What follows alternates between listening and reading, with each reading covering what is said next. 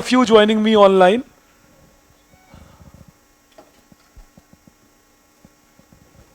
All right. Nice to see you all. I was just waiting in the other room. Even otherwise, as a normal routine, what you can keep in mind is that almost 20 minutes, 25 minutes before your class, you will find me sitting in this room. All right, that is the purpose is that all of you who are offline students can take the doubts and we can discuss them. Along with me, I have two people who would be assisting me here.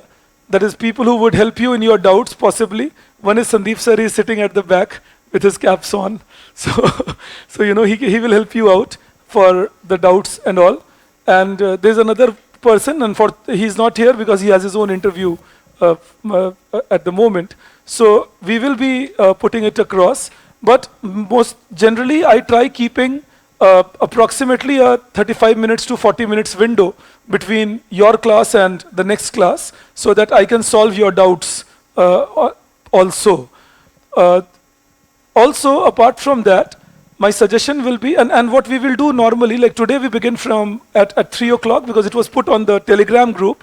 That reminds me of one more thing, again for both online and offline people, that that if you are not a part of Telegram group as yet, please do join it. All right? आपको link भेज दिया गया होगा आपके email पे, और अगर आपके ईमेल में नहीं दिख रहा तो स्पैम में चेक करना. All right? You will get it in the spam then. So in case you are not getting it in the email, check your spam box. You will get it. So there is a link for the Telegram group. In case you are still unable to find it, you can always communicate it to me or communicate it to Sandeep sir. Any two of us. Sandeep sir, you would always find him here in the basement. He is more perpetual than me. So you can take his help without any doubt. So again, I repeat, in case you are not a part of the Telegram group, then please do join the group, because that will be my method also of communication with you, not only during the batch, of course it will be during the batch, but also after the batch gets over. All right, that is the point, because this relation doesn't end until you don't qualify. After you qualify, it will be up to you. From my side, the relation always exists, but from your side, it will be up to you. Thankfully, till now, after you qualify also, even just before your class, around 15 minutes back, I was talking to one of my students. He is posted in Baramulla. He was from, he's called Rakesh. He qualified 2 years back. He was from, engineering background. So I was telling him that I'm starting a new batch, and I found him more excited than, what I would be. But anyway, so just to tell you that please do join the Telegram group. Otherwise, you can always communicate with me. You can always communicate with me in this manner that there are 2-3 lines. You can always find me in the Telegram group. In the Telegram group, otherwise, this is my Telegram ID, VJ1976. So this is my Telegram ID. You can always connect. But I prefer that you keep my number and communicate with me. I don't pick up my calls very often. You bear with me. I have a rule that I don't pick up my call in the classroom because that will disturb us all big time. So I don't pick up calls in the classroom, and more often than not, I'm either in the classroom or in my research. So you bear with me on that too. But leave a message for me. I always respond. You can WhatsApp me, send a message to me, Telegram it to me, but whichever way, remain communicated. That's important. आप जितना ज़्यादा मुझसे बात करोगे, मेरे लिए आपको help करना उतना आसान हो जाता है. All right, so do let me know. And ये भी चिंता मत करना कि ये गुस्सा हो जाएंगे. Normally मुझे गुस्सा नहीं आता, मेरा patience level high है. I am not throwing a challenge.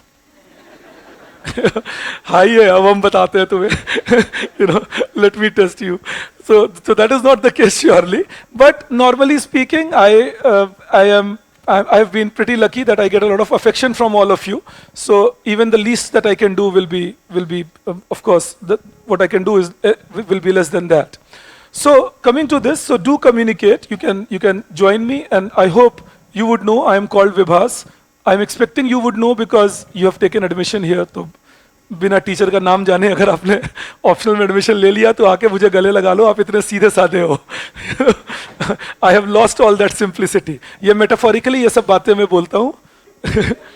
आके मुझे दो चार पहुंच गया, आइए sir. So but anyway, so jokes apart, coming back to my point, so do communicate in this manner. Feel free to communicate. Either you can call me up, and if I don't pick up the call, which very often will happen, so don't get frustrated. More often than not, it will happen. So better idea is you send a message to me. We fix up a time to talk, and that's a better way to communicate. All right. So that way I talk to all my students in general. So that is a better way to go about things. In case you don't, if I don't respond to a message, please send it to me again. All right, because I keep receiving a lot of messages at times. Sometimes the numbers go beyond 400. So, and I'm not getting any younger anymore. So in that case, I just might miss upon something. So never think that I will be ignoring. The day I start ignoring you, I will stop teaching. Then I will only do research. So it's never a point where I ignore you, but it's possible that I just might miss upon your message and so on. You can also keep the group, the Telegram group about which I am talking. You can use the Telegram group to communicate with respect to the doubts or any question that you have. But I have a general suggestion regarding that, and even to people online also, that keep your communication lesser and gentle in approach. All right, lesser because social media is a factor that is one disruptive factor, according to me, a big don't for UPSC. Curtail your time. तो कभी कभी क्या, कभी नया group बनाया ना, तो अभी आपकी जान पहचान होगी, दोस्त बनेंगे. कुछ लोगों को आप में से लगेगा अभी मुझे बताना भी चाहिए कि मैं कितना जानता हूं. तो उस पूरे प्रोसेस में आप अपना काफी टाइम लूज कर जाते हो in communicating more than what is required on the group. So try saving all that. You communicate in case you have any doubt, in case you have a problem on solving something, in case you are not able to reach out to me. You can always do that, but try curtailing it in a manner where you are well placed on your own. This exam is hell lot, I repeat, hell lot about your discipline and consistency.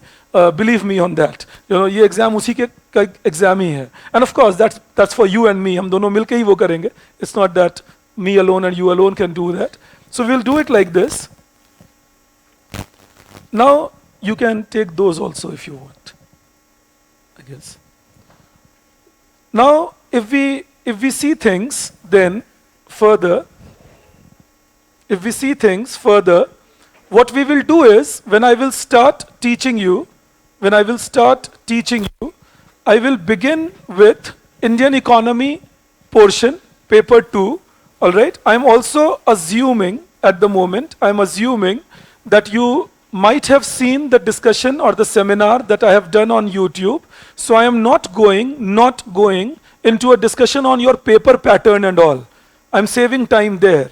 But for those of you who are, in case you have not seen that, paper 1 will be micro, macro, money and banking and public finance, international economics, and development theory. And paper 2 will be Indian economy before 1947, Indian economy between 47 and 91, and Indian economy after 91. What we will do today is we will begin with a talk on Indian economy between 1947 and 1991. You have a PDF with you and this photostat material with you. Yeah, good afternoon all of you who are joining me now. So you have this material with you. On the first page, you will see I've given you the syllabus of the whole course. The first 2 pages, I've given you the syllabus of the whole course. All right. If you see on the second page, you will see paper 2. On second page, you will see paper 2. And in paper 2, you will see, second page, you will see paper 2. In paper 2, you will see the second point, Indian economy after independence, the pre-liberalization era. Indian economy after independence, the pre-liberalization era. Just the second page. You open the sheet, and on the second page you will see that. I hope you can see that. Right. Now within that, this contribution of Vakil, Gadgil and Rao is something I do with you in the latter half. Because these are small topics, and once me and you get better together, then these topics can be covered in one class actually. Alright, these are new classes, new sessions. You are getting to know me and I am getting to know you. So it will take some time before we get used to each other. But once we are used to each other, then of course this way we can go faster on these topics. So Vakil, Gadgil and Rao, I am not at the moment beginning with that. I am actually beginning with you on the topic which is national and per capita income, patterns, trends, aggregate, and sectoral composition and changes therein. I hope you see that topic there. All right, this is what we will discuss about national and per capita income and changes, etc. therein. All right, that national income, per capita income, and the changes therein. So remember there, when we talk on this, what we will try also doing is trying to understand, we'll try understanding here, the entire history of Indian economy from 1951 or 47 till 1991. All right, that's what we will try understanding in this case. That whatever happened in India, majorly in the field of GDP growth, whatever happened in India, majorly in the field of GDP growth, in the field of agriculture, in the field of industry, and to some extent in the field of trade, but to some extent. So these are 3-4 things we will try understanding in the first 8, 10, 12 classes. Now that is another thing, because these are some doubts. ये कुछ बातें आपके मन में होंगी, मैं चाहता हूँ पहले क्लास में ये बातें मैं clear कर दूँ. So second thing is, initially I will teach you 5 days in a week, initially, but given that we have a Diwali coming up in a couple of weeks, in the first 2 weeks, I will keep it 6 days in a week. All right, just to cover up for the holidays, I will have to give you for Diwali. All right, वो नहीं दूंगा तो आप मेरा दिवाला कर दोगे. तो इसीलिए वो छुट्टी तो हमें करनी ही पड़ेगी. So ये मेरी एक आदत भी है और चाहता हूँ कि आप ये छोटी बातें अगर कर लो तो बहुत काम आता है. जब भी आपको पता है मैं फ्यूचर में छुट्टी करने वाला हूँ, तो काम पहले कर लो. Prepare yourself for the holiday, earn your holidays. So once we have already worked on it, we have earned our holiday, we are a happy soul. फिर holiday में चिंता नहीं. मैं देखता हूँ, due respects to people who actually suffer from it, उनको demean नहीं कर रहा, लेकिन कुछ लोगों को मैं देखता हूँ, ये metaphorically use कर रहा हूँ, वो schizophrenic behavior दिखाते हैं. जब पढ़ाई चल रही होती है तो सोच रहे होते हैं मैं यहाँ से निकल के क्या करूँगा, और जब वहाँ से निकल जाते हैं तब सोचते हैं मैं पढ़ाई कब करूँगा. ये गड़बड़ है. Don't do that. When you are studying, do the thing entirely, and when you are having fun, have fun entirely. So that is why, since we will have, I repeat again, since we will have Diwali in the coming 2 weeks, so what I have planned is that we will study like this. We will go from 10th to 15th. I'm giving you a calendar, that gradually you will get used to it, but since this is the beginning, I don't want any confusion, so I'm giving it to you. So from 10th to 15th, I'm sure all of you know it's October. So from 10th to 15th, you will have classes. And normally what I will do is I'll begin with you, please all of you can keep this in mind, I will begin with you around 2:50 and I'll go on with you till around approximately 5:25, 5:30, but 5:25 normally, because by the time it is the last 5-10 minutes of the class, I see people switching off. कि जैसे ही आखिरी 5-10 minute आता है ना, आप switch off करते हो. By chance मैं 5:25 के आगे जा रहा होता हूँ, एक आधा लोग बहुत प्यार से मुझे ऐसे दिखाते भी हो, ये हो रहा है, अब तुम्हारा वक्त आ गया, निकल लो. So that is why what I do is, it's always good to preempt. We begin around 2:50. We will keep the time till 5:30, but I'll try that, okay, by the time you are getting very tired, I can give you a respite. But 2:50 is what we will keep as our time when we can start our session. All right, so that is one. Another is, and then of course, I'll give you 16th as an off. That's a Sunday, you can keep an off on 16th. So 10th to 15th we are having our class this week. And then next week, we will again have classes from 17th to 22nd. Classes. Same time again. All right? तो उसके बाद मैं आपको 23rd onwards Diwali के लिए छुट्टी आप कर सकते हो अपनी, and I will check with the institute management how much is the scope of that. But normally speaking, there are 2 days off for Diwali. 24th and 25th is what is there. But I'll still confirm it to you. It's a little distant, we will see. But at the moment, it is this. So that is one. Secondly, after that, for around a month or so, maybe month and a half, not month and a half, 1 month, I will teach you 5 days in a week, Monday to Friday. We'll go on like that. And after mid-November, 3rd week November, we will again go back to 6 days in a week. See, normally, and I say normally because every batch has its own strength or lack of it.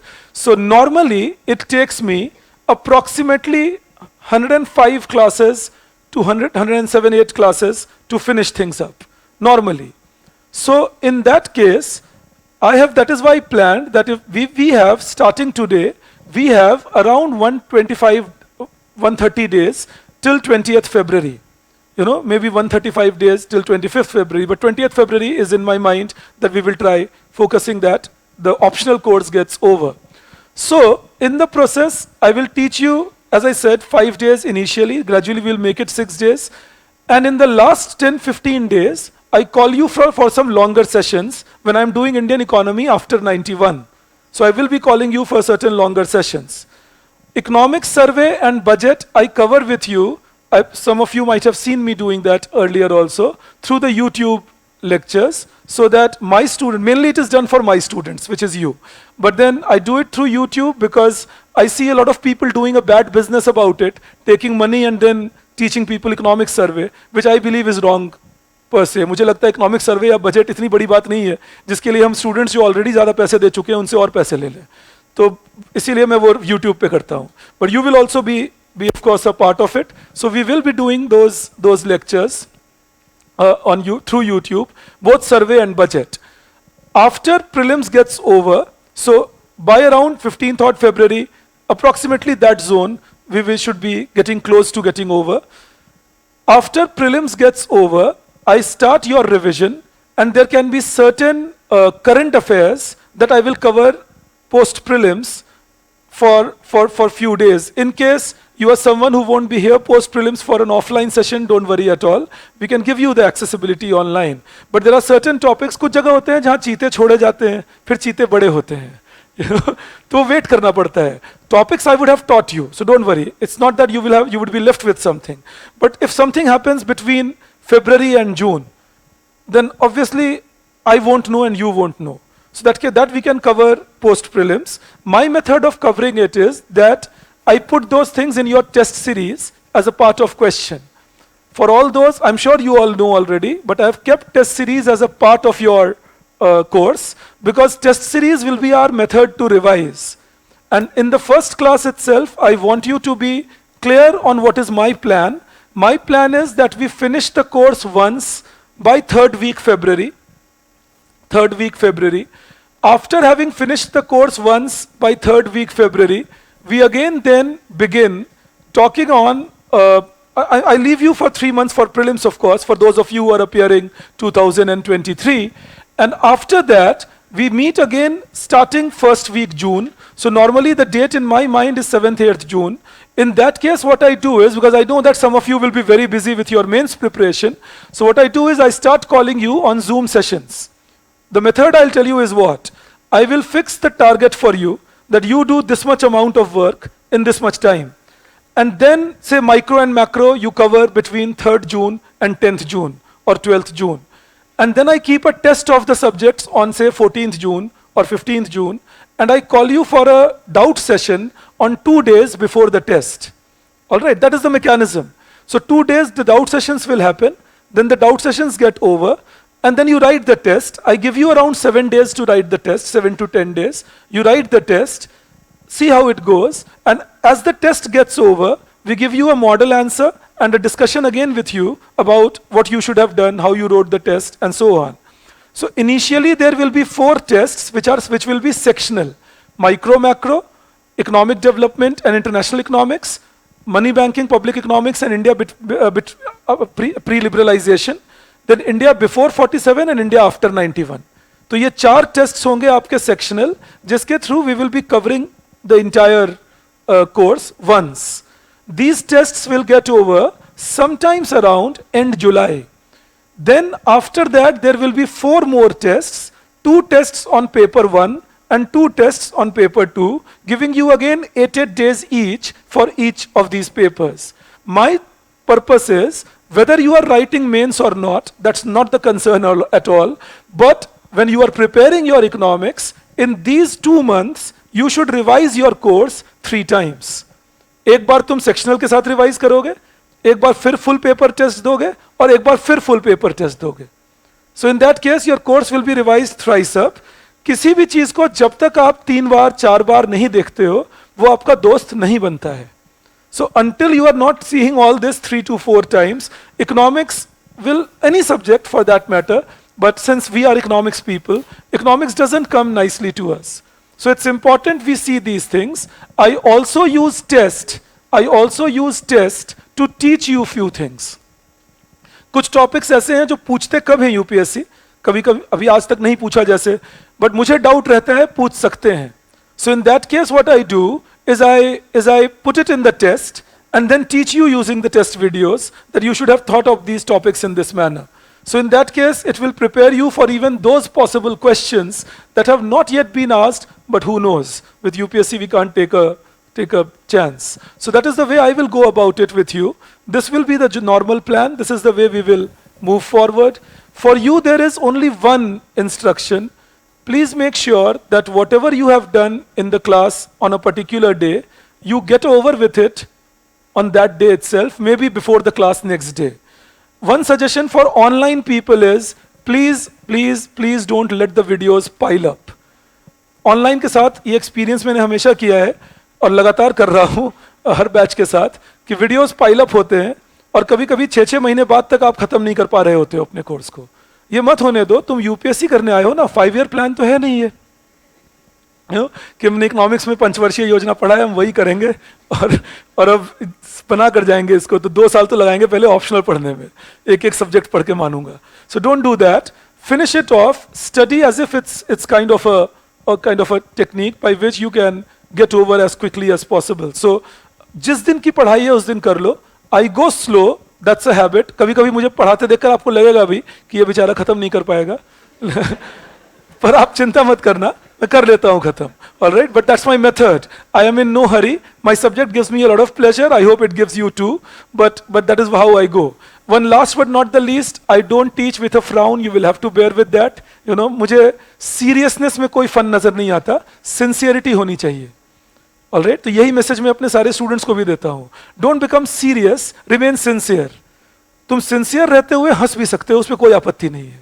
You know, ऐसा नहीं है कि तुम बिल्कुल angry young man या angry young women दिखोगे, sir I want to do UPSC. क्यों डरा रहे हो? Remain cool and calm. Do your things, but remain sincere. Aggression doesn't lie in making faces. Aggression actually lies in finishing things good and finishing them on time and making sure that all commitments are done as good as possible. तो वो तुम्हारे challenge है इस exam में, nothing else. And whatever support you need, you have my number. You are fully free to communicate. I am not at all disturbed by my students. Not at all. I'm saying that with complete conviction. It's 25th year of my teaching now. You know, you are my silver jubilee students. You know, I started teaching as a 21-year-old. So now I'm in my 25th year of teaching. And till date, I have never said a no to any of my students because there has been no need. So please feel free and do connect. This subject will need that. For those of you who are completely new to the subject, some of you can be engineers or coming from different background. If you are completely new to the subject and if you have not read NCERT, please do read NCERT 11th and 12th. If you have not read NCERT, it will be a problem. तो वो जरूर पढ़ लो आप 11th and 12th की NCERT. उस Indian economy, micro and macro. Rest of the things I will cover. For those of you who have done economics as a background, some classes you might feel that sir is explaining a lot of things and why is he going into these many details. But I do that because if I don't, then we always run the risk that I may think that you know and then you may not be knowing. You know? So I never assume that you know. I assume that I am the first person teaching you economics. I know in many of your cases I am not, but still I assume that. Makes life easy for all of us. If you have any questions, you can ask me. Okay, one of your friend asks me online, what about IES classes? Well, the IES classes have started from today. This is for all of you. This is for all of you, who are appearing in Indian Economic Services. There is those of you who are masters in economics. The IES classes start from today.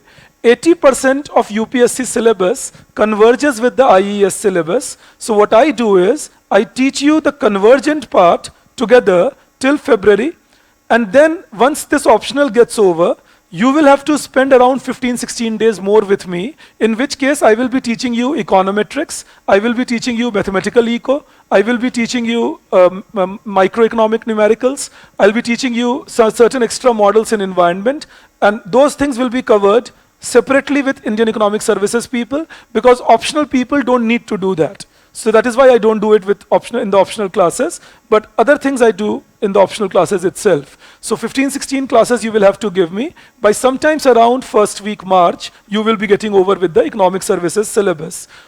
Also, we have a test series for economic services separately. You have a choice. You can either take the optional test series for free or the economic services test series for free. The economic services test series will begin from 15th of March or 20th of March, in that time period, and it's a 2 months program, gets over by 20th of May, a month before your economic services exam.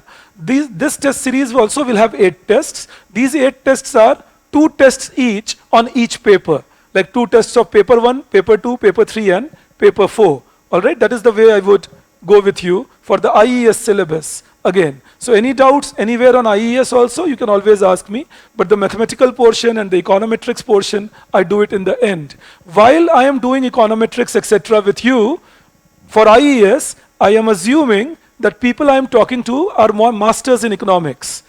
So masters in economics should behave like that, in a manner that you can't expect that I will go back to teaching you mean median mode or correlation. I would expect you would know that, and I will begin the talks from regression and then go thereafter. We will give you the notes and the help books and the helplines, but still it's expected that you revise your paths also, because you are expected to know those things. So don't expect that, okay, in IES syllabus, sir will go back and teach us how differentiation is done, etc.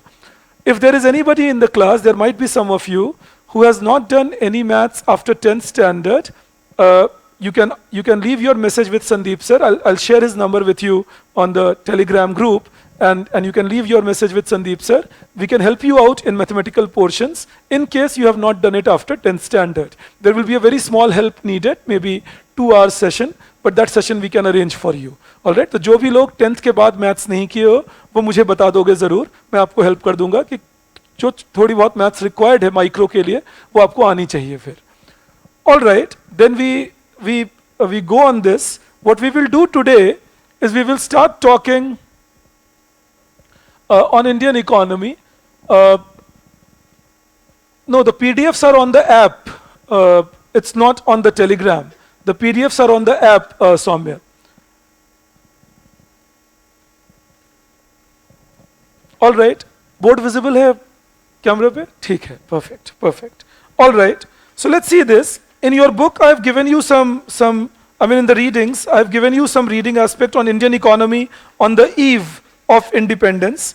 So we will talk on few things there, but again, use the notes that I give you and the class discussions I do with you as complements and not substitutes.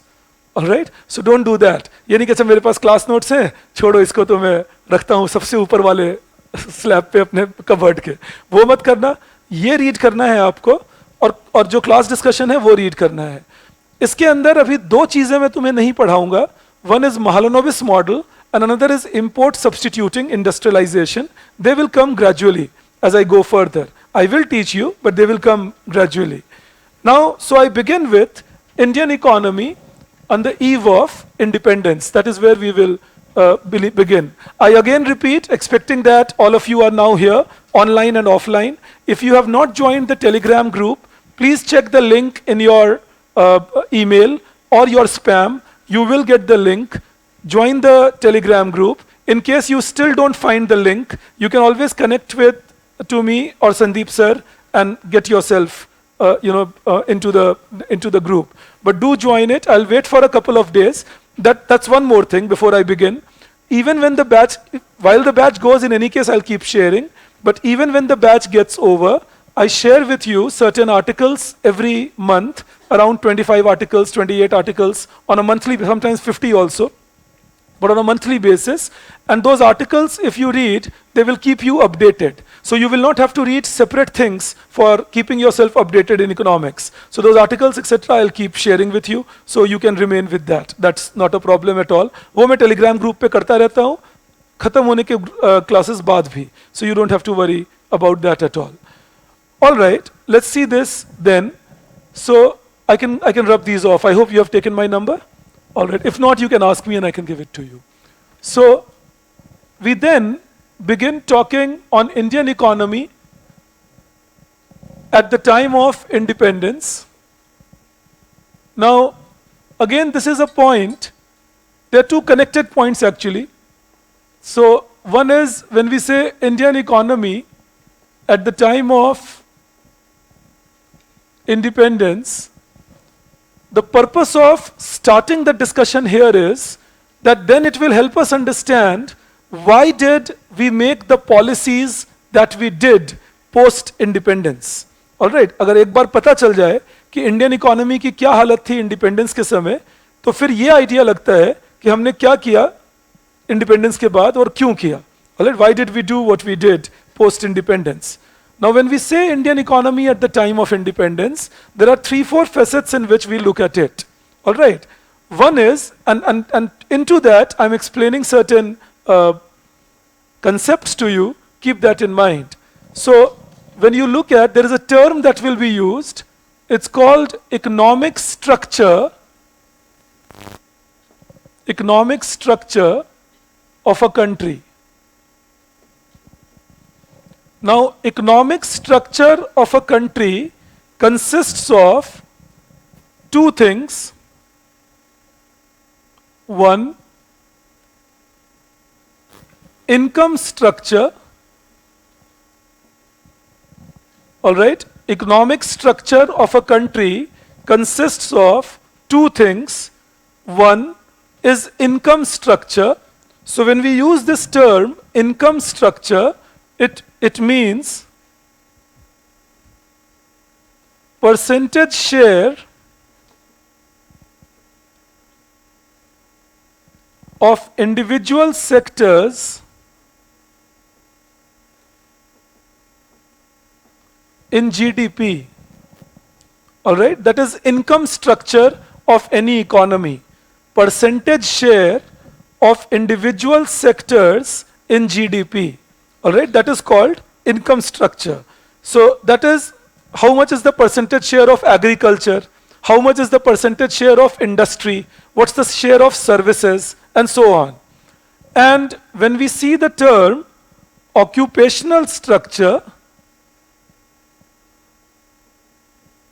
that is the second part of economic structure, that is percentage share of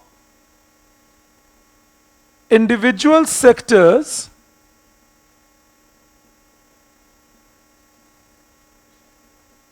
in provision of employment.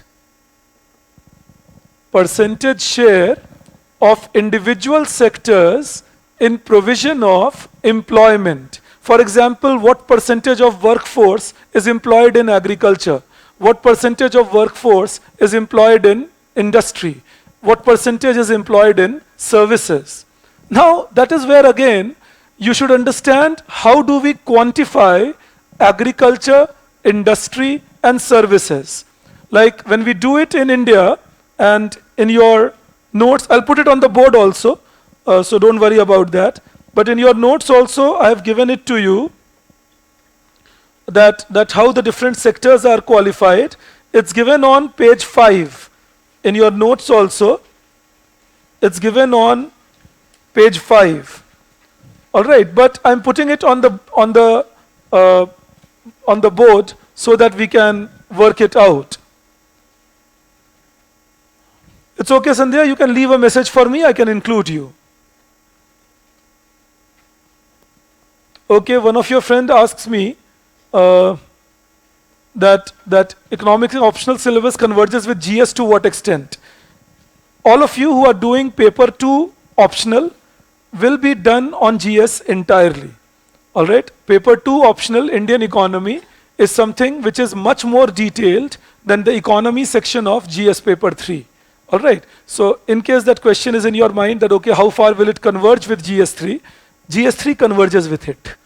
You know, this is a larger set. All right, so GS3 would be fully covered into this. That in economics optional, they don't ask you financial markets much, but we will teach you financial markets. All right, so that we will cover with you, because again, you never know when they can put up a question here or there. But in economics optional, they don't ask you financial markets, but in GS, they ask you financial markets, so we will be covering it up with you. Now let us see this. When we talk about how the sectors are defined, because see, when we say income structure, occupational structure, implies what? Implies, okay, how was percentage of GDP distributed across sectors, and how were people employed across sectors? So when we look at this employment generation across sectors and in income, first thing we need to know is what are these sectors. All right, so when you look at that, and when we look at these sectors with respect to income structure and occupational structure of a country, this is a division that we do in economics for the purpose of calculating GDP. This is a division that we do in economics for the purpose of calculating GDP. So it actually goes like this, that we take primary sector, let's call it 1, so that's agriculture, and within that we take farming, mainly it's crops, and we take allied activities, and these allied activities refer to fishery, forestry, poultry, dairying, and beekeeping. This beekeeping was not there earlier. It has been added from 2019. Beekeeping was not taken as a part of it while calculating national income. But then the Prime Minister talked about the Golden Revolution. Yeah, Prime Minister reminds me, please keep your political beliefs outside the door. You know, आपके अंदर जितने भी political आत्मा है वो इस class में मृत होनी चाहिए. All right? I am not saying don't have political beliefs. Have them. It's a democracy. You are till now. You are allowed that. You know? But the only request I have is please keep your political beliefs outside the door. They should not interfere with your economic analysis. In case any of my statements hurt your political sentiments, my apologies in the first class, because some of them will. You know? So because I don't bother about the politics when I'm speaking, I'm only bothered about my economics. You know, and I suggest you should also be bothered about economics. तो politics में नहीं सोचता हूँ, तो इसीलिए हो सकता है मैं कुछ बोल जाऊँ जो भी आपके preferred नेता हैं उनके बारे में आपको गलत लगे, तो आपको लगेगा मेरे नेताजी के बारे में खराब बोल दिया. मैं नेताजी को खराब नहीं बोल रहा, मैं उनके पॉलिसीज को खराब बोलता हूँ. All right, the problem is not with people. The problem or good is always about policies. People just might be instrumental in applying it or not applying it. All right, so have that clarity that it's not about people. Our subject is not about that. Our subject is about whether policies have been made good, bad or ugly. So keep that in mind. So preferences or lack of it, please उसे control में रखना. I mean, don't let it overpower your rationality. Coming back to this, so the Prime Minister suggested beekeeping Golden Revolution in 2017, and then the government started putting a lot of efforts on beekeeping, and after that we see this, that we have allied activities with fishery, forestry, poultry, dairying and beekeeping. So these are the sectors we have which is called primary sector. Then the second part, जिन्हें हम industry कहते हैं, या secondary sector कहते हैं, secondary sector और industry. So primary sector, that's agriculture, and secondary sector, that's industry. So when we calculate industry or contribution of industry, one that we take is mining and quarrying.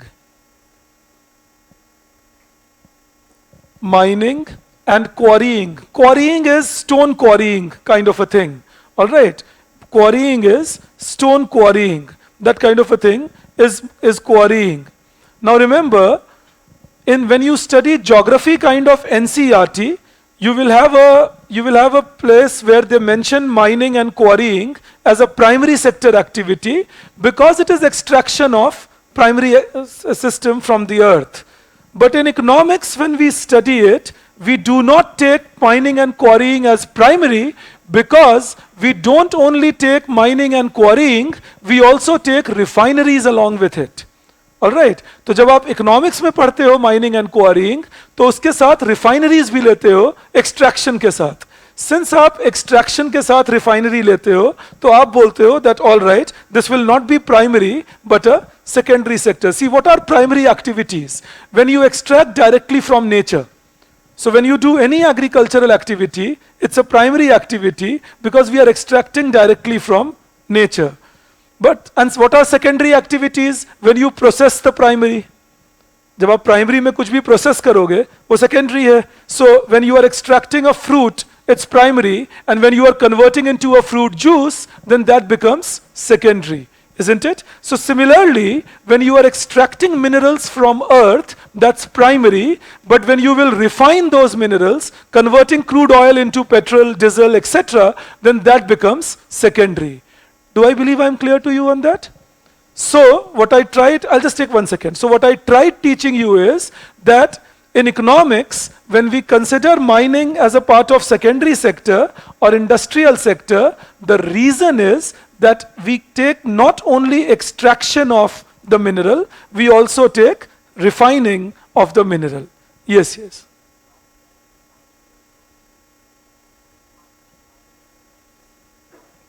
मैं दोबारा कहता हूं जो मैंने कहा, ठीक है? वही कह रहा हूं, मैं दोबारा कहता हूं, तुम सुनना मैंने क्या कहा. कभी कभी ऐसा होता है कि मैं जो बात कहता हूं नहीं पहुंच पाती पूरी तरह, तो मैं दोबारा बोलता हूं कि मैंने ये कहा कि माइनिंग एंड क्वारीइंग अगर सिर्फ एक्सट्रैक्शन की बात हो तो उसको तो मानेंगे प्राइमरी, लेकिन जब हम एक अर्थव्यवस्था के अंदर इसको देखते हैं तो माइनिंग एंड क्वारीइंग के अंदर हम सिर्फ एक्सट्रैक्शन नहीं लेते, हम इसकी रिफाइनरी भी लेते हैं. तो जैसे ही तुम रिफाइनरी ले लोगे तो ये एक्टिविटी क्या बन जाएगी, ठीक है? So that is the idea. ये कह रहा था मैं. Alright, that mining and quarrying is not only extraction part, but in economics we also include the refinery part, and therefore we take it under secondary. I hope we are clear on that. Also, then along with it we take manufacturing. So another lesson you have to keep in mind is that manufacturing alone is not secondary activity. All right, another lesson that you have to keep in mind is manufacturing alone is not a secondary activity. All right, manufacturing is one of the secondary activities. Then the other thing is electricity, gas. Now what government has done is they have said electricity, hydrocarbons, but mainly they take gas here, LPG gas and all, and water supply, public utilities. They take this also as a part of secondary sector. Generation of electricity, distribution of electricity, they take it as a part of secondary sector. Is it becoming difficult for you to watch it here? All right, I can change that. So I'm just rewriting it. I'm writing it here. Electricity, gas, but it's hydrocarbons actually. hydrocarbons, but gas and water supply. Electricity, gas, and water supply. That's another part of secondary sector. And then another part of secondary sector is construction. Now remember, construction is different from real estate. कभी कभी आपको बता दिया जाता है कि real construction जो है वो सर्विस सेक्टर है, कंस्ट्रक्शन सर्विस सेक्टर नहीं है, रियल एस्टेट सर्विस सेक्टर है. Construction means you are making a road, you are making a building, you are constructing a bridge. All that is construction.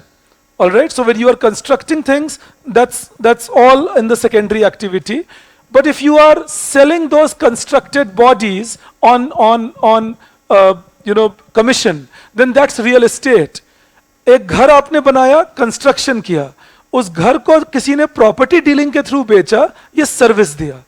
All right, so construction is not service, real estate business is service. All right, so this is how it is taken as industry. So जब भी आप पढ़ो, in India, industry will mean mining and quarrying, manufacturing, electricity, hydrocarbon and water supply, and construction activity.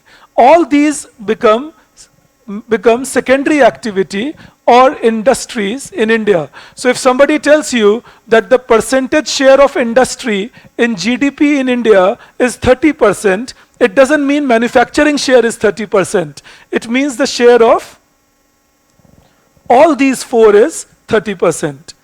You with me on this? Perfect. So then the third, tertiary sector or services, tertiary sector or services, this consists of trade, transport, communication,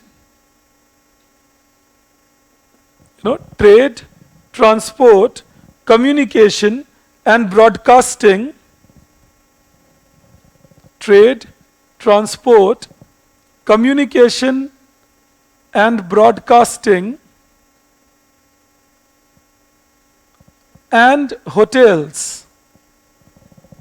Trade, transport, communication and broadcasting and hotels. Again, this is a later addition.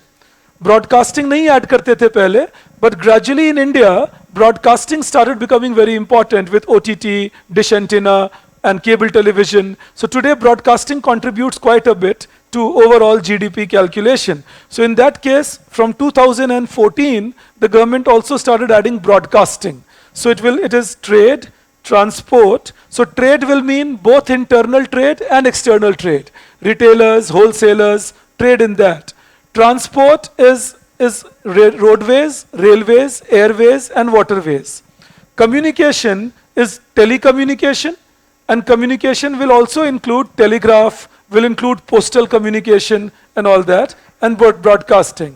And then hotels will mean ranging from the 5-star, 7-star hotels to the roadside hotels, whichever can be covered. So that is what you get again in services, first thing. Then real estate, finance, and other services. That is the other thing that is taken. Real estate, finance, and other services. Sometimes these other services are also called business services.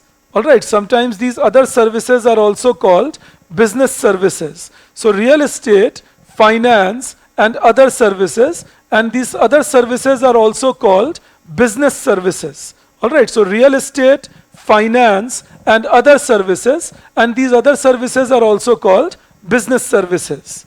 So that's another part that comes in. What are these other services? One which we are in right now, coaching. Coaching industry is something like a 1 lakh crore industry today in India. It's 1,22,000 crore rupees value is coaching industry in India. I'm not telling you about alternative career opportunities. I'm just letting you know that this is a number we have in our country. So it's a huge number that we are looking at the moment. Beauty salons is another example. Recycling services is another example. You see that? So there are several examples of other businesses. Services which are not covered under real estate, finance. Insurance gets covered here. All right, finance, it means banking, insurance, say stock market, all of that will get covered here. Now, the next thing is related to what we call all services of public administration. All services related to government. In your notes also I have given you things like community services. So it's like this, we added public administration,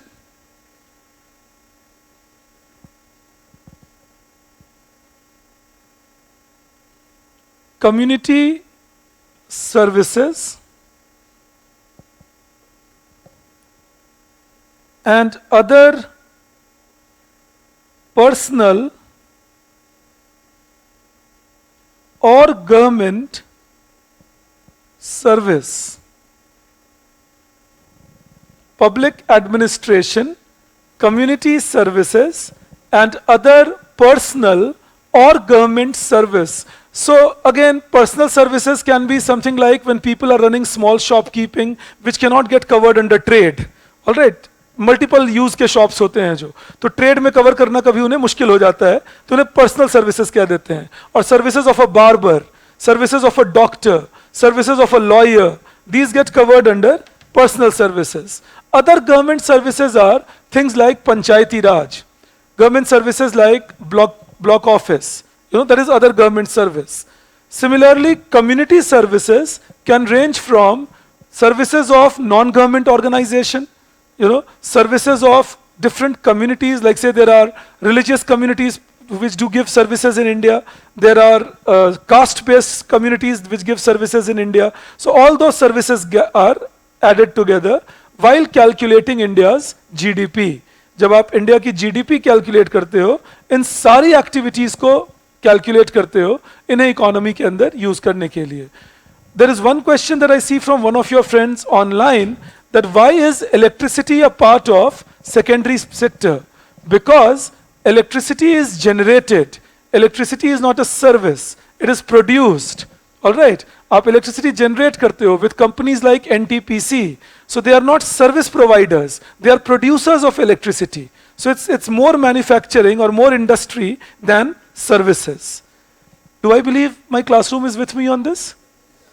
All right. Now I gave you this overview because right from the beginning I need you to know these basics, that okay, what does it mean? So जब आप कहते हो 45% of population is employed in agriculture, then we know all right that 45% people are doing this. And where will be food processing? Secondary sector in manufacturing. All right? Food processing is a secondary sector going into manufacturing because you are converting the raw material into some finished good. Now, I take you into the discussion I had initiated, that when we talk about income structure, occupational structure, income structure means that we are talking about how percentage of GDP is distributed among different sectors. Occupational structure means how percentage of GDP, percentage of employment is distributed among different set of people, all right, or sectors. Now see, even on employment, there are few points. Yes. The freelancers will come under either personal service providers or other service providers. But if there is a gig economy worker, that is what. So if a gig economy worker, it will depend on which sector they are giving their services to. So suppose if there is someone who is into freelancing with respect to giving services of, say roasting mutton for someone, then that comes under a service. But if somebody is giving services with respect to an engineering service, manufacturing for someone, now that will come under secondary. So it will depend on the nature of activity that the person is involved in. All right? Yes.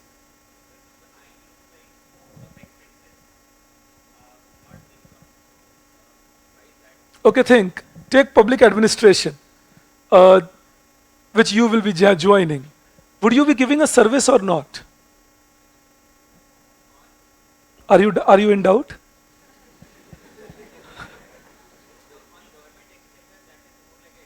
Is it for doing nothing? Now I know in India it happens at times, but is that for doing nothing or is that for doing a service? You understand that? So, and you guys will have to bear with me. I'm just this, you know.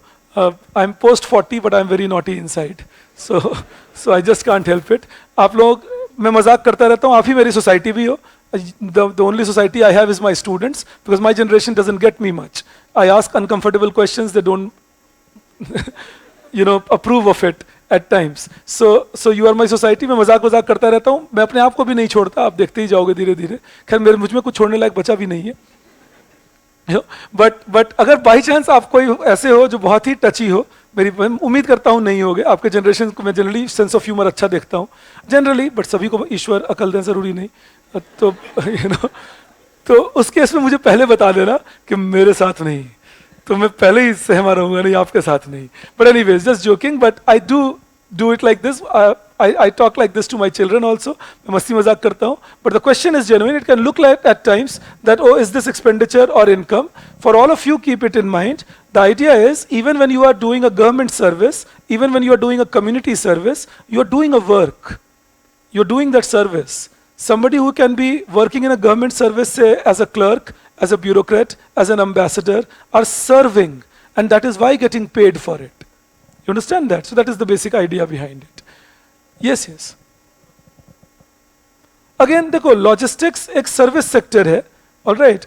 Logistics एक service sector है, लेकिन वो आ जाता है transport के साथ. लेकिन ये जरूरी नहीं वहीं आए. So logistics can be transportation, logistics can be storage services, logistics can be grading and packaging services, but generally with services, all right? And in case you ask that things come to your mind, where will cryptocurrencies go? Where will non-fungible tokens go? And so on. They will all go into this activity they are doing. It's all service that is being done. You are not manufacturing anything, and surely you are not doing anything in agriculture with that. All right? So all these will go into services. Broadcasting will cover the idea of OTT platforms and dish antenna and everything.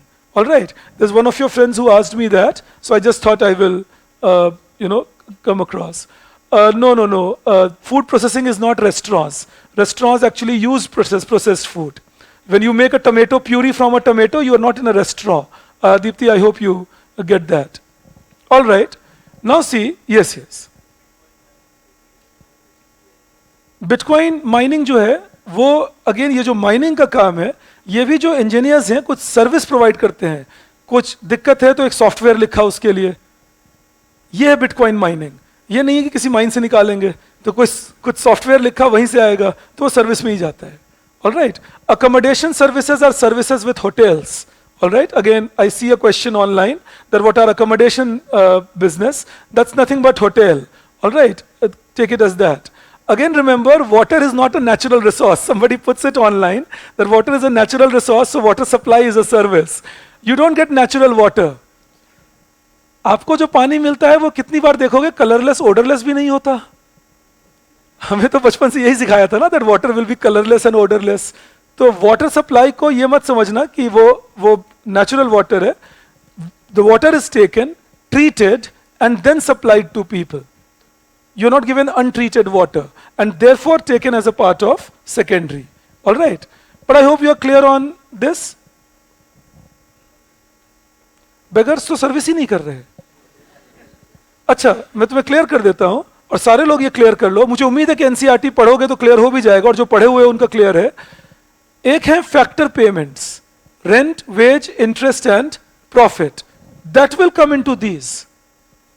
और एक है transfer payment, money received without doing anything, like charity, like donation, like old age pension, not pension for work, but old age pension, like remittances from outside.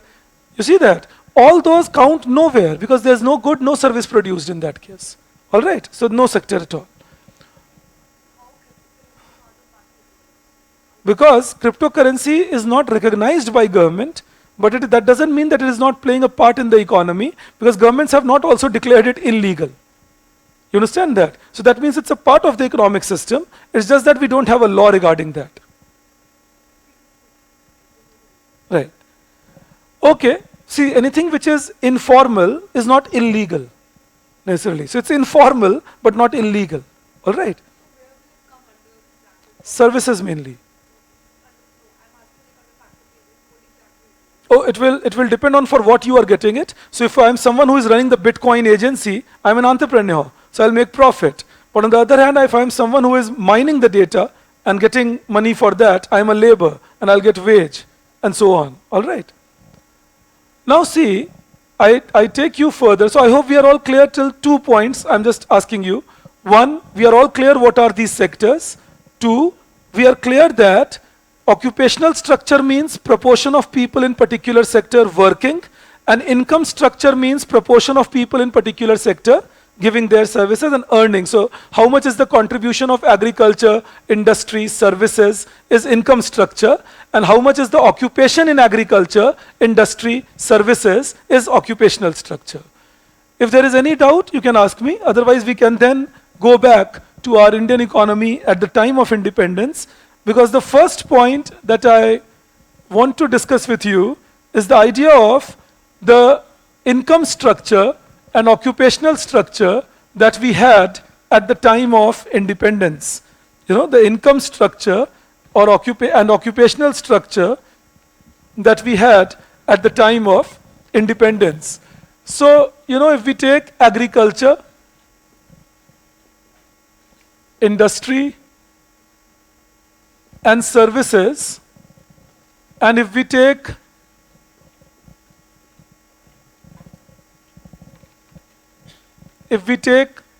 percentage share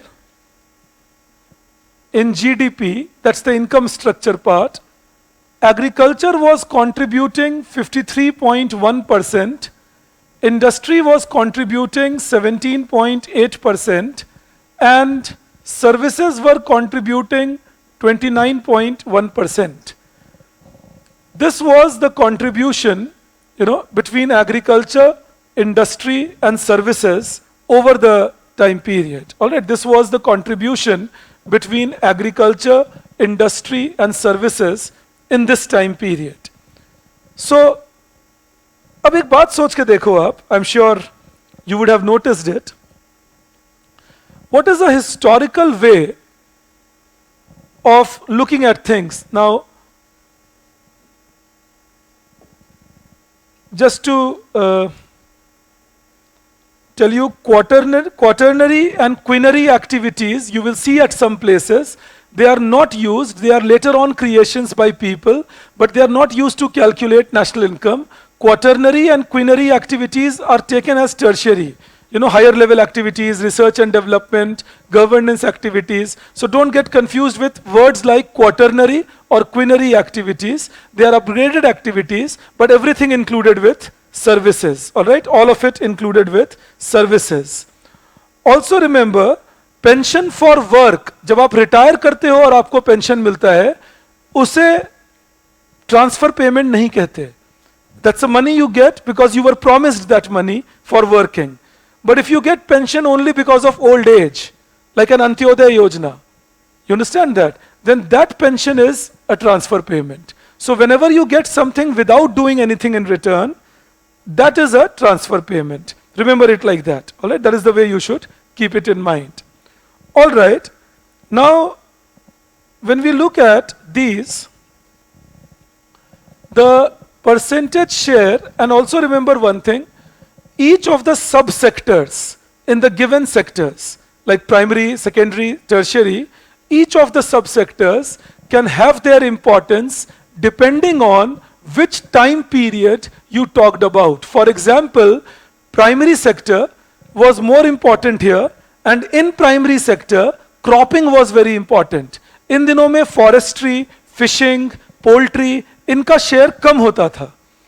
Gradually, if you look at India today, with a lot of practice of integrated farming, the share of fisheries is rising a lot. The share of Cattle rearing is rising a lot. So individual sectors within the big sectors, their importance depends on which time period you are talking about. All right. Now let us see, when we talk about this, एक बात सोच के देखो, what do you normally expect to happen? In any economy, you will normally expect that in initial days, the primary sector will be dominant. That has been human development, isn't it? जो हम humans grow किए, हम लोग कैसे grow किए? आप सोच के देखिए, how did we grow as people? Initially, we were hunter-gatherers. You know, we would pick up things, we would take fruits from the tree, we will kill the animal, eat it. If the animal killed us, it ate us. All those things went on. Then gradually we started settling down. And as we settled down, we developed agriculture. अब एक बात सोचना और मुझे बताओ, when we developed agriculture, did it mean that there was no industry and services in those days? Or there were industry and services, but they were not dominant? Right. Because even in the days of agricultural dominance, take even to those days of Rig Vedic period in India or the Roman Empire period in Europe, even in those days, people were traveling. So there was something called transportation. Now that's service. Even in those days, people were wearing clothes. So somebody would be manufacturing them. Even in those days, people were using utensils. You understand that? So what I'm trying to teach you is that primary sector was dominant, but it doesn't mean that there was no secondary sector or there was no tertiary sector. All right? Even in the olden days, primary sector was dominant. Agriculture was the main occupation, land was the main source of asset. But again I repeat, trading was there, army services were there, in many cases governance was there. In manufacturing, people were wearing clothes, people were manufacturing chariots, people would be manufacturing, constructing houses. You understand that? So what I'm trying to teach you is that initial days of human development, there was primary, secondary, and tertiary sector, all of it, but the dominance was of the primary sector. And for a long period of time, primary remained dominant till around the first industrial revolution. Do I assume all of us understand first industrial revolution? Happening in the middle of 18th century, 1750 AD kind of, yes, Britain, and the main source of energy then was steam engine, isn't it? Coal and steam engine and developing that. So as students of economics, you must also keep that in mind, that we have had the first industrial revolution, 1750 to 1800 is the normal time period attached to it, the way it went, and steam was the main source of energy here. Then we have the second industrial revolution. This was 1870 to 1920, and combustible engine, oil became a big source of energy here, all right? And then there was the third industrial revolution, 1955 to 1970, and this was magnetic coding of information. These were days of tape recorders and video cassettes and all that. You know कि आपने magnetic coding करनी शुरू कर दी तो बहुत सारा information record होने लग गया. So you could actually, you didn't need a pen and paper anymore. You started recording, you started selling things, and entertainment business and espionage business, all this started growing. All right, this was the third industrial revolution. Mainly this happened in US. The second one in US, the third one in US. All right, and then 1990 onwards, the fourth industrial revolution, and we are still going through that, the age of artificial intelligence. All right, artificial intelligence, and this is digitalized numbers now. So we moved from magnetic coding to digital economy. All right, now it is all digitized. It's becoming even cheaper and even quicker to store data, transfer it over places. I mean, if you see, since I mentioned 1990, it reminds me that I was a 10th standard kid in these days, and we had not seen a computer in our life. When we saw the first one, it was a 286 kilobyte packet. और इतना बड़ा सा होता था, उसको सामने रखते थे, हमारे लिए वही कंप्यूटर था, उस पर कुछ कुछ करते रहते थे हम लोग, हमें लगता था हमने कुछ कंप्यूटिंग की. But that is what was the first computer kind of, and we were not alone. That was the computer available. It was only gradually that things started changing, and now you have a palm top and smartphone and so on. So this is the industrial revolution which is still going on, all right? And each industrial revolution changes the world big time. This industrial revolution meant Britain became the leading power. This industrial revolution became Americans became the leading power after this industrial revolution. This was Asian resurgence. Japanese started coming back, and Japan became a developed country by the end of this revolution. And in this case, India, China, etc. are playing some good role. Now, as it ends, then only we will get to know how things have happened. But at the moment, the countries are digitizing fast, and our country or Chinese, they are doing, we are going quite hammer and tongs. So this is the role that industrial revolution plays. That is why it is even more crucial for India.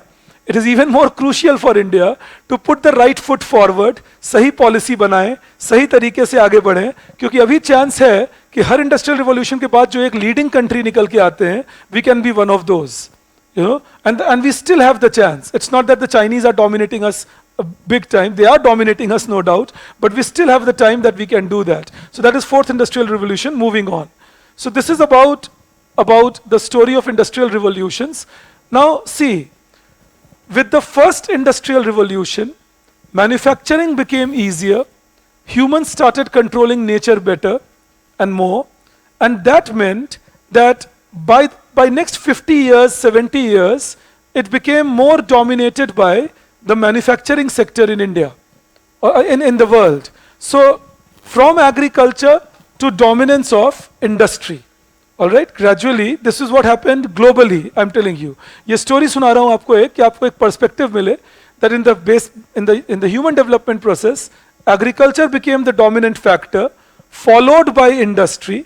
The second dominant factor was industrial sector. So whether it was Europe or US, later on China and Japan, industrial dominance became huge. What is dominance? That more than half of GDP will be contributed by that sector. When we say industrial dominance, it means more than half of GDP will be contributed by that sector. And then, by the time these countries developed a little more, tertiary sector or services sector became dominant. तो एक इसको कहते हैं historical path of economic growth. What I just told you is what is called historical path of economic growth. So what is that historical path of economic growth? Initially, agriculture will be dominant, then industries, and then services. I'm discussing it with you because in India, we have kind of jumped the gun there. And we will discuss it later when I'm teaching you India after 91. But in India, we had dominance of agriculture, but today we see a lot of dominance by services, and we never had a phase, I repeat, we never had a phase in which industry ever became dominant. But then that is a separate talk, and that talk will come when I'm teaching you India after 91. Right now we stick to the discussion. Coming back to this, when it comes to percentage share in labor force, 73% people were in agriculture, and approximately 10.8% people actually were in industry, and 16.2% people were in services. Now from your optional point of view, if you can remember the trends, while writing answers on trends, like as I told you, I've started teaching you the trends in national income, per capita income and all. तो अगर तुम कोई answer trends पे ही लिख रहे हो, तो तुम्हें डेटा लिखना पड़ेगा. अगर तुम ट्रेंड्स के आंसर नहीं लिख रहे, तो तुम अप्रोक्सीमेशंस लिख के काम चला सकते हो. Alright, if you're writing an answer on trends, then data is a must. If you're not writing an answer on trends, then approximations can do. Then it's not a problem. So coming to this, when we talk about this percentage share in labor force, 73% is in agriculture, 10.8% in industry, and 16.2% in services. This is the percentage share in labor force or occupational structure of India that looked like in 1951. What does this occupational structure tell us? So I'm making you write few things. You please take that down. You write,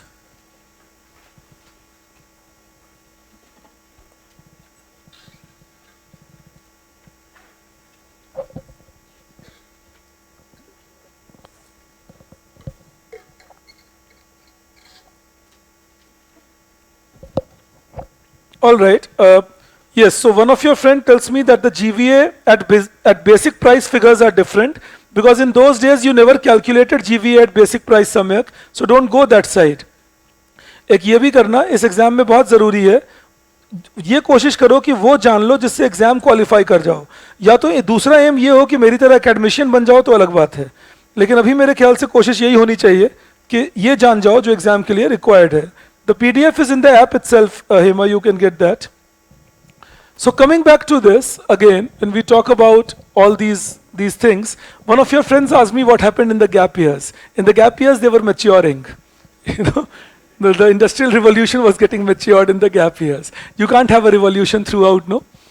All right, let's see this. Then you write it down. You write, at the time of independence, at the time of independence, agriculture was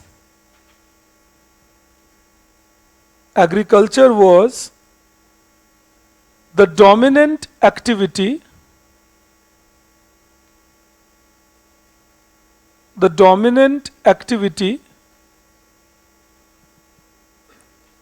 in terms of both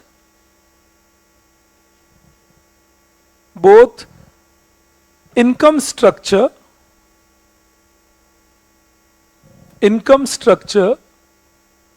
and occupational structure.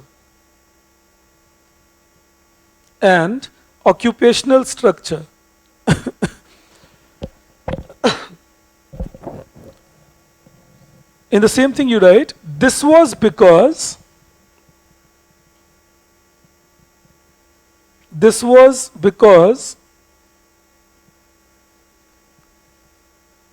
British rule did not promote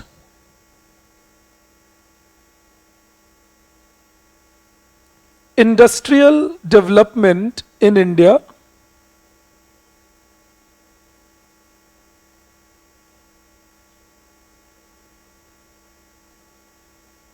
And discouraged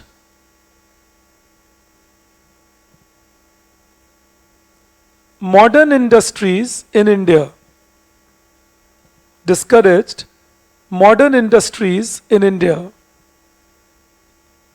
And I'm sure you know that was because they wanted us to be dependent on them. You know, so that is why they discouraged modern industries. In fact, when they left India, we did not have anything called a chemical industry, and we did not have anything called a refinery. We did not have anything called even a bitumen development industry. So they left us completely sparse. उन्होंने हमारे यहाँ cotton textile develop होने दिया या jute develop होने दिया, वो भी उनकी मजबूरी थी क्योंकि उनको हमारे यहाँ चीजें चाहिए थी to sell to East Indies and all.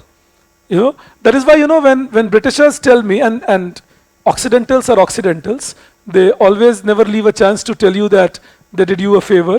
So sometimes the Britishers would tell you that whenever you meet them, and I met a few of them in my life, so you know that we unified India.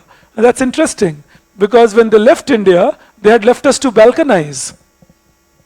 They had just let the paramountcy lapse, you know, and then they left India. They did not do an effort to unify India.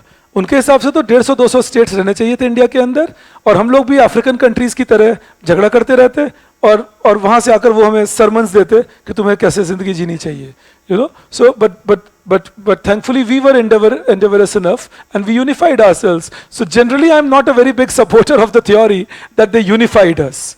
They did not unify us. It was incidental on their part, and rather when they left us to disintegrate. So it was up to our indigenous system that we actually unified and remained one. So I'm just telling you this because I don't want India's next generation to give them that credit that they don't deserve. Because sometimes I see India's next generation doing that giving them the credit that they deserve, but they don't deserve. They don't deserve that credit. If they sometimes they say we developed railways in your country. Well, they developed railways in the country to loot us. It's like I feed you very well and then I cut you down and eat you. And then I tell you, but how did you like my feeding? कि तुम्हें मैं मारने वाला हूँ काट कूट के, मैं कैनिबल हूँ और तुम रो रहे हो, मैं तुम्हें बोल रहा हूँ देखो कितना अच्छा खाना खिलाया तुम्हें, अब तुम क्या रो रहे हो? So that is what they did to us. And I have no qualms, nothing against the Britishers. I've spent 8 months of my life in Cambridge and they're very good people there. But I'm only saying that we can't give them the credit that they don't deserve. So they actually left us quite behind the clock in the system, and that was a big responsible situation due to which we couldn't grow for a long period of time. Now in the same thing, you write, agriculture was backward. Agriculture was backward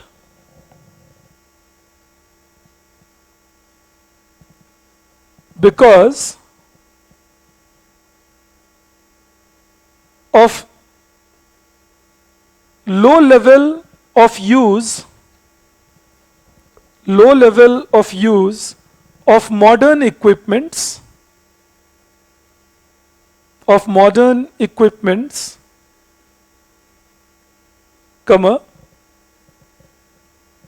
missing chemical fertilizers and pesticides,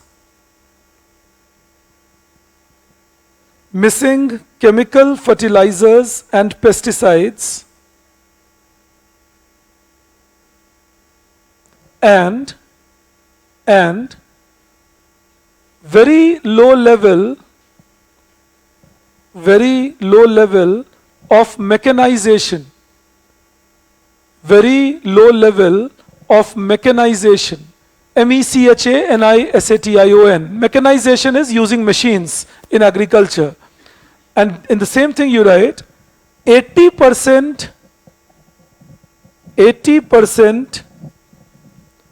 of Indian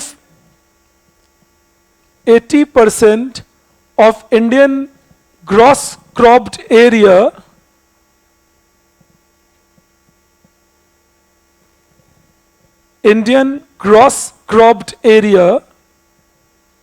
now I'll explain this term to you, Indian gross cropped area was practicing monoculture.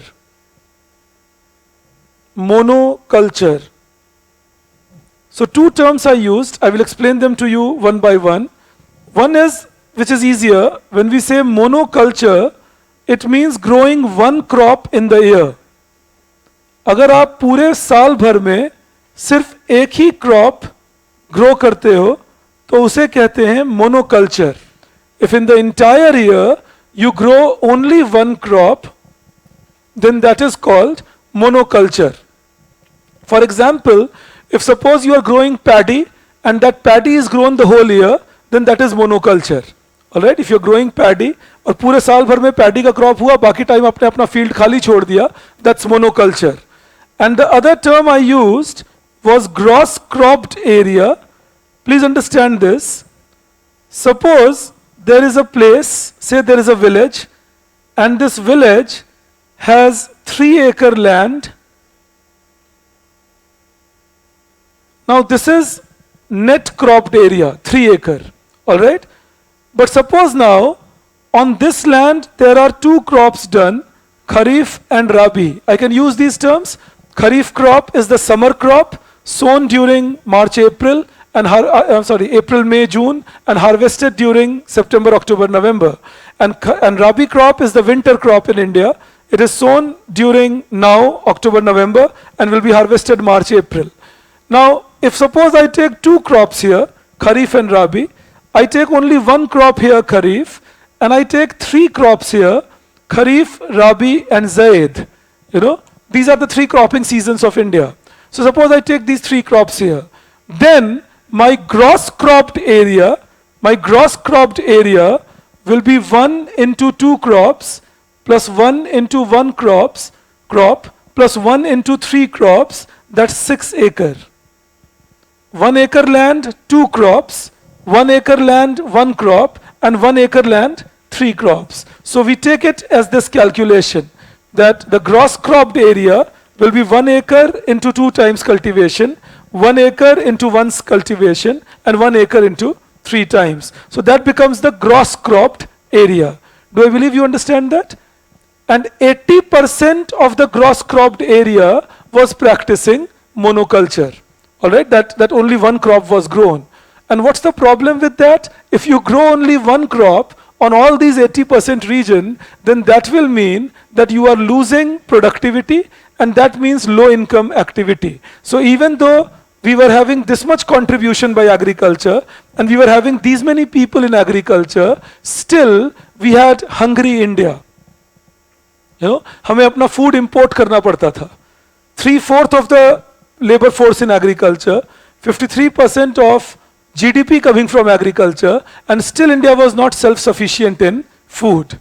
All right. So in the same thing you write, I'm assuming that you understand gross cropped area, the area of land multiplied by the number of crops you grow on that. That is the gross cropped area. जो total area है वो net cropped area होता है. जितने crops आप उस पे grow करते हो वो gross cropped area बना देता है उसे. I can believe we understand that. Net cropped area is this, the actual area, 3 acres. Zaid crops होते हैं जैसे watermelon होता है, वो एक ज़ैद crop है, ठीक है. Onion होते हैं बहुत जगह ज़ैद crop की तरह. All right. ZAID. All right. Now, going further, when we talk on this, you write it and then we'll go ahead. You write,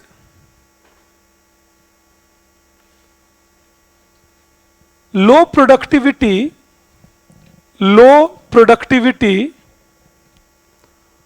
of agriculture,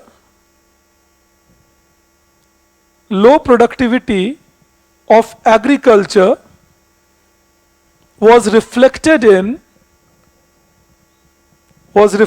in very low income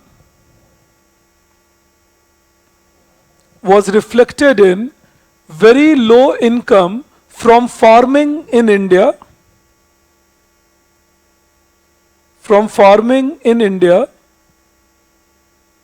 and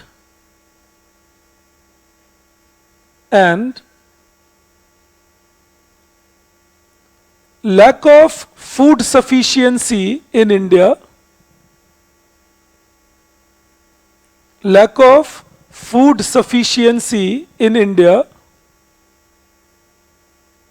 comma, where India had to rely, lack of food sufficiency in India, comma, where India had to rely on imports to assure enough food for the country. We were majorly dependent on the Americans.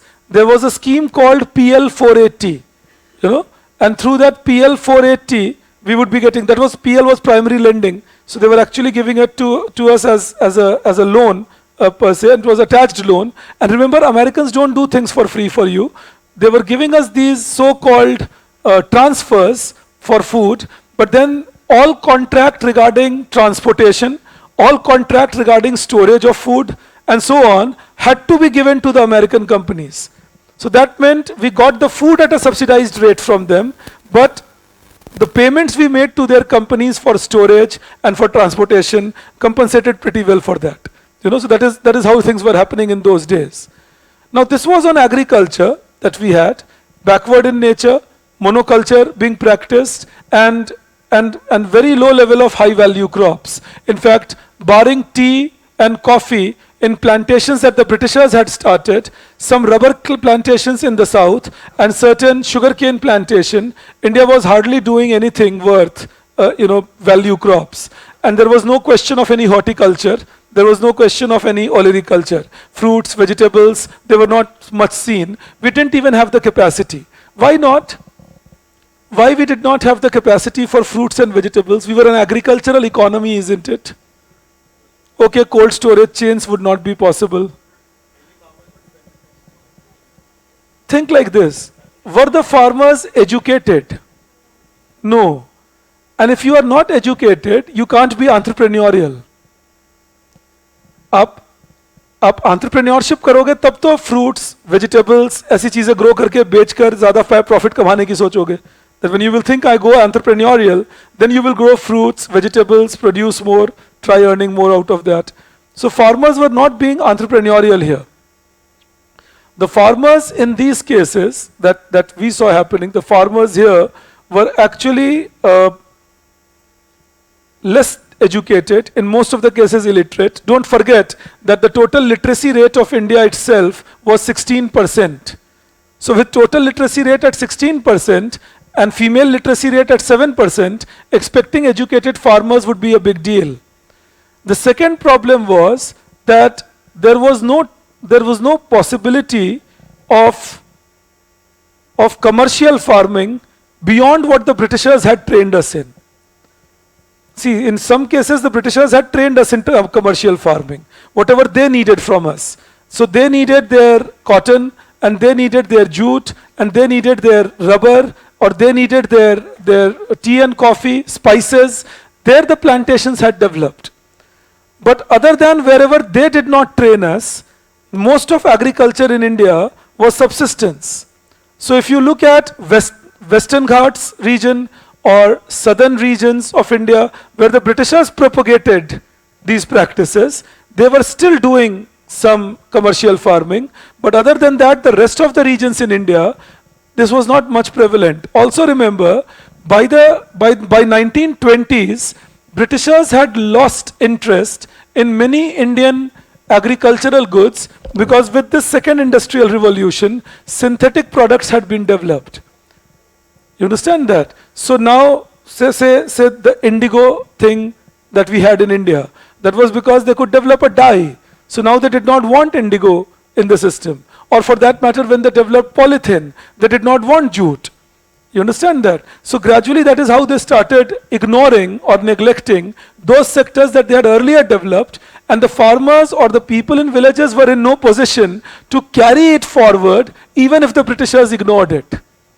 Understand it like that. कि अगर Britishers ignore भी करें तो उसको carry forward नहीं कर सकते थे, इसीलिए एग्रीकल्चरल सिस्टम इंडिया में सबसिस्टेंस इकोनॉमी बन के रह जाता था. We were mostly growing for subsistence and we were untrained. We did not have modern equipments, and that resulted in keeping India away from high value crops and low productivity agriculture. Do I believe we understand this? I tried discussing these with you. I can't make you write everything. I tried discussing these with you in case there is a typical question targeting only agriculture, or in case in interview these talks arise. Because in interview sometimes the talks go this side.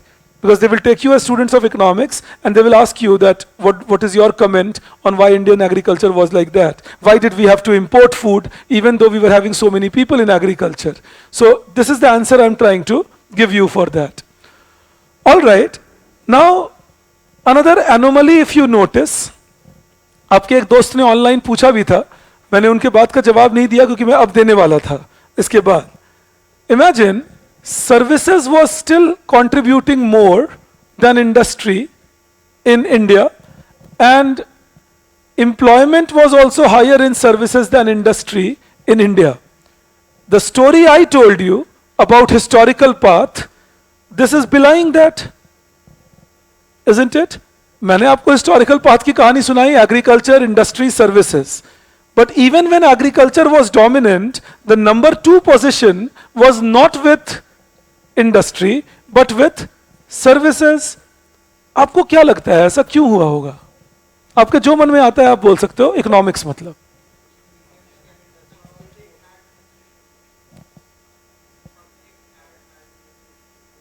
Okay, that's one valid thing. Public administration was a dominant service. Yes, yes.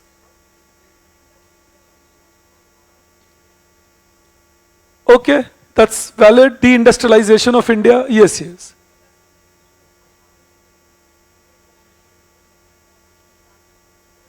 So they were discouraging our industries. Of course, that happens.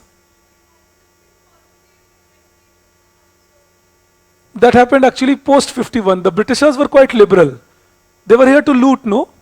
So looters are liberal people. You know, Britishers were not putting too much of licensing on us. They would restrict trading from India, but they would not restrict much. They won't let manufacturing happen.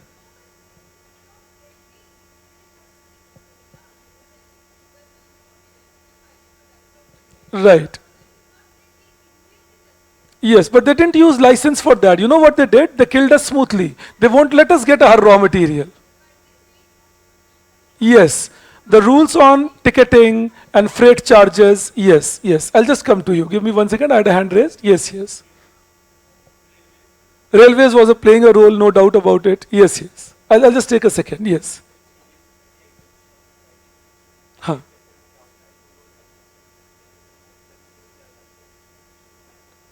ठीक है.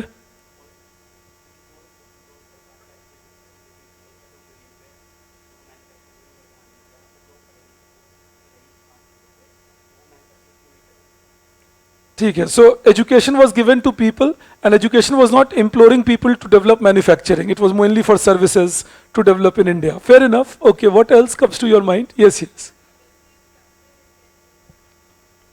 But not in India. They were hardly making it capital intensive. Believe me, when they left India, they had left us practically in tears regarding capital industry across. Yes, some of you tell me industrial work in Britain, colonial rule handicapped, railway and transportation. Of course, lack of incentive to industry. Uh, Imagine trade logistics and all, and Britishers needed clerical employment. Why not? Thank you all for participation, and you are correct. None of you are incorrect. मैं ये बिल्कुल नहीं कह रहा हूँ आप incorrect हो, correct हो बिल्कुल. ये कारण तो थे ही, कोई doubt ही नहीं है.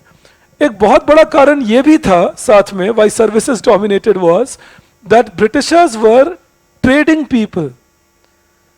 So trade will always create huge value, especially external trade, and banking will create huge value, that is financing of external trade. You understand that? They were those people. So which were the dominant? आपको एक example, railways some of you said which was very correct. I'm just elaborating on that. Imagine India का जो total budget बनता था, if it was 100 rupees budget that India would make in 1925, 72 rupees was on railways. And railways is transportation, services. Banking was developed, services. Those guys were not interested in our manufacturing, no doubt, but they were very much interested in services. When I will teach you drain of wealth, I'll bring it across, but they were pretty interested in services development in India because services made it smoother for them to take money away. Take railways for example. So what did they do with railways? They will bring investments into India, and that investment will be brought earlier under the old guarantee system, later on in the new guarantee system. And what will they do with these investments? They will make sure that their people come and invest, and then these people get assured return also on investment. And who will give this assured return? Us. And how will this assured return be given? Not as payment for investment, but as payment for services provided of technology rendered via railways. You understand that? So services sector were quite dominant. Of course, the administration part was there, but banking and trade, they were two very dominant aspects of services. So less growth of manufacturing and dominance of services with banking and trade combined with public administration, combined with non-diligence on industries, all that meant that when they left us, still services were more dominant compared to the industries. And even in employment. Also remember, there were many people in India who would be working in services which will be petty services as we call them. Small shopkeeping, barber services, tailor services, You understand that? So petty services also dominated in India. एक simple story समझो, आज के India में भी ये story है. It's not that that story is not in today's India. आज भी ये बात काफी हद तक सच है. अगर आप मैन्युफैक्चरिंग गायब कर दोगे किसी सिस्टम से, जैसे आप में से मान लो कुछ लोग होंगे जो इंजीनियर्स भी होंगे. अब बहुत लोगों को मैं देखता हूं मैकेनिकल इंजीनियर होते हैं, सिविल इंजीनियर होते हैं, और नौकरी सॉफ्टवेयर इंजीनियर की कर रहे हैं. तो ये हालत क्यों आई? Why is a mechanical engineer working as a software engineer? Simple reason, that is where the job is. What does this fellow do? Wherever you get the job, mechanical engineer will get a job when you develop industry, not when you develop IT sector alone. So that is what was happening even in those days. The jobs would be available in particular areas that the Britishers would develop. And they had developed it for their own requirements.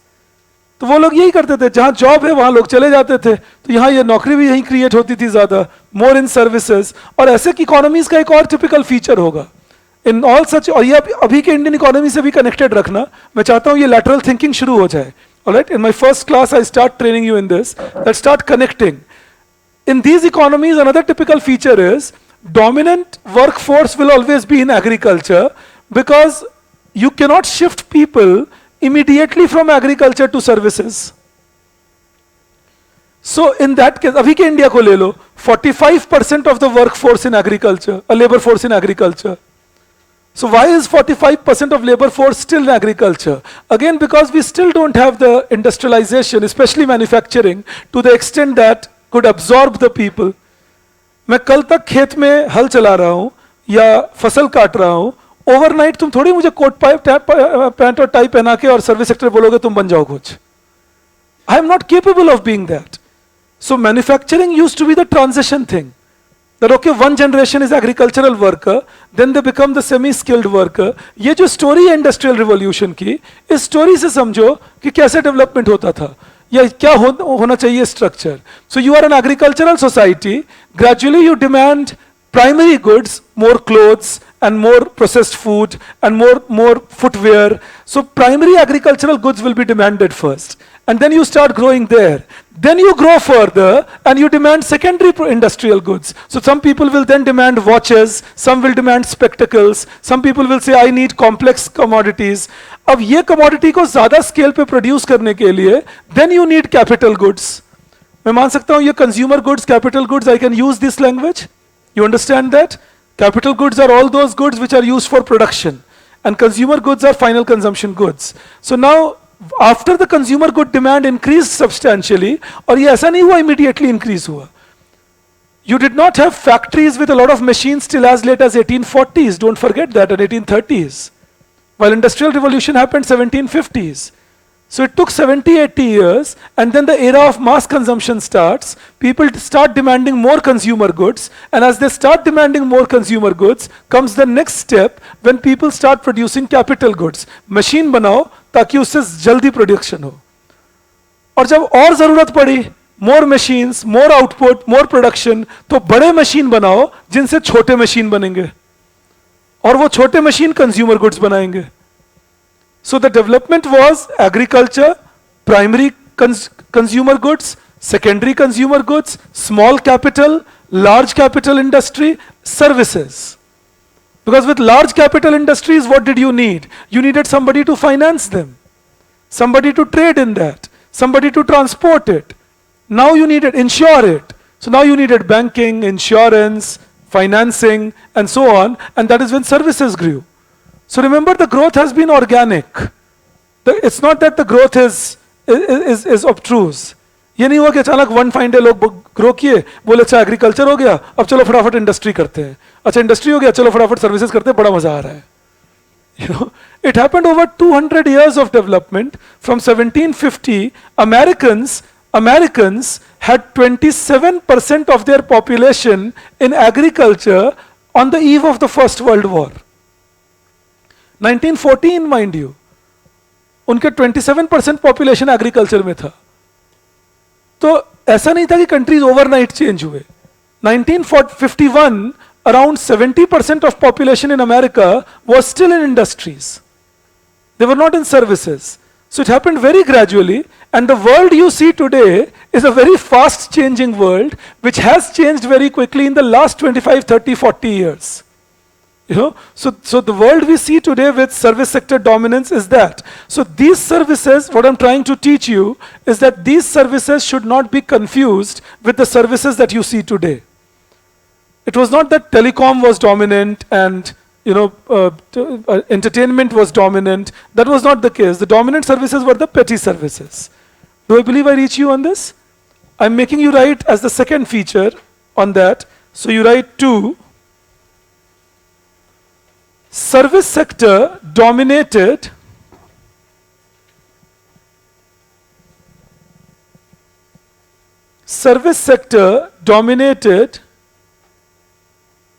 industries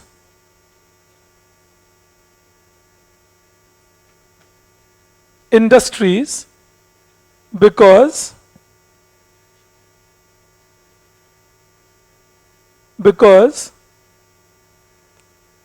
there was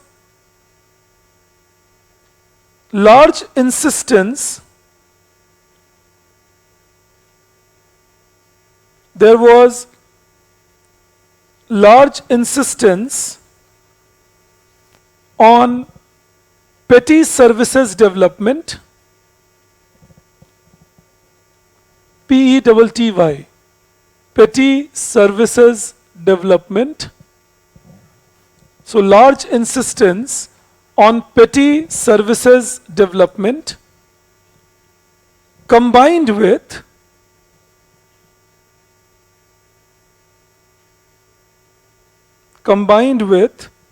high growth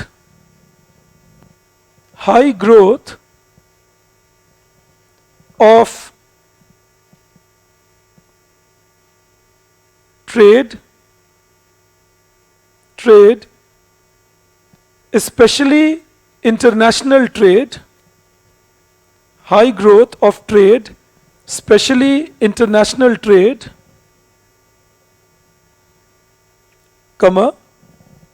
commissions on investment, COMMISSIONS,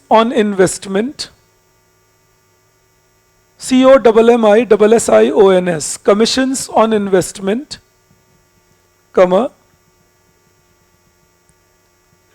railway services,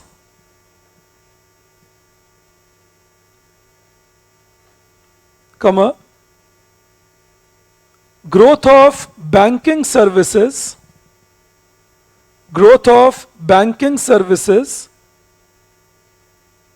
in a bracket you please write, especially after 1860s, growth of banking services, and in a bracket you write, especially after 1860s, and, bracket closed, yeah, and promotion of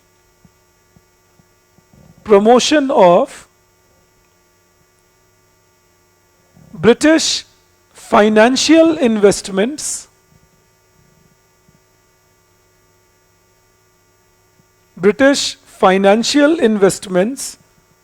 in the 20th century. British financial investments in the 20th century. In fact, this 1900 to 1950 period is called the financial drain of wealth period for India. It is called as that, the financial drain of wealth period in India. All right. And in this period, the Britishers were fleecing us mainly by using a lot of banking system. They were using a lot of investment patterns. They would buy bonds in India, and then the onus of paying that bond will be on the Indian government to them with high interest rate involved. So all that was the financial drain of wealth that they were doing. But all that kind of showed some high service growth in India. In the same thing you also write, service also included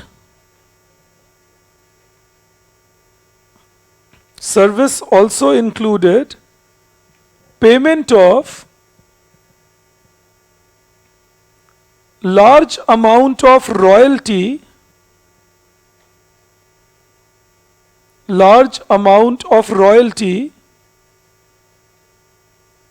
to British manufacturers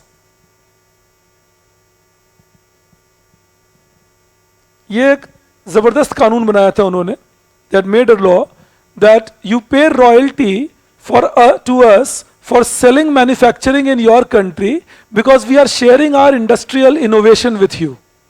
You know, so their manufacturers won't only get the profit of selling it in India, they also extracted royalty from us.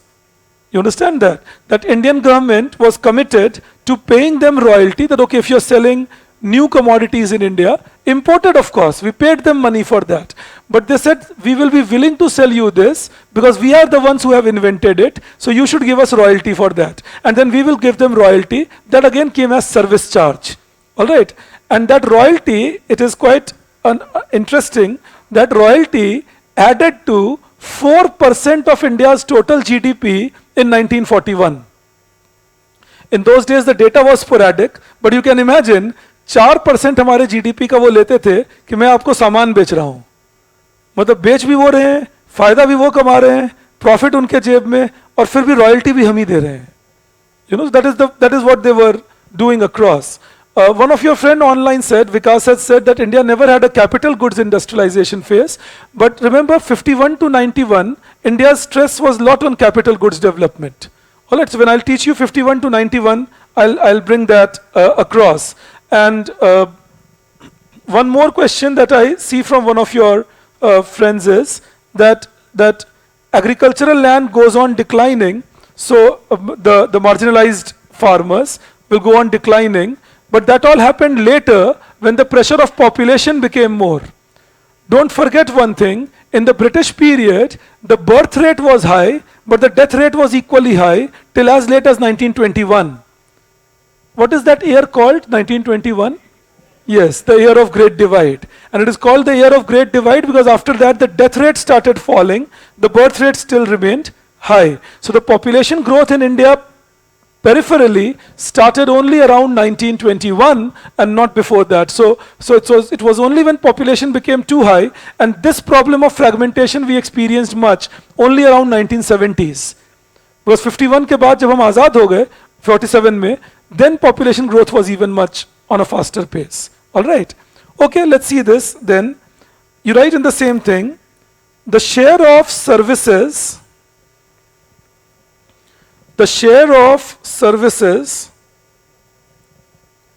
also remained high. The share of services also remained high because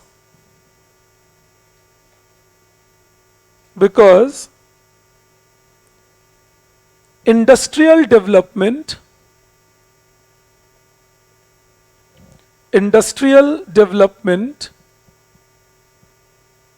was ignored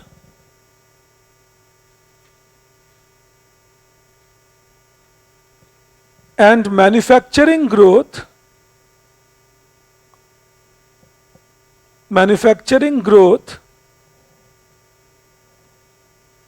was negligible in India.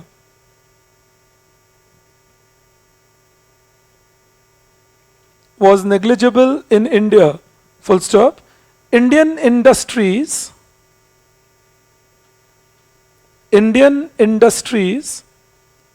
were mainly dominated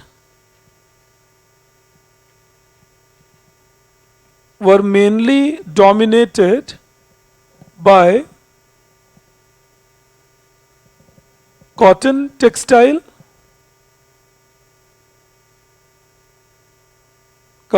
jute products and sugar industry,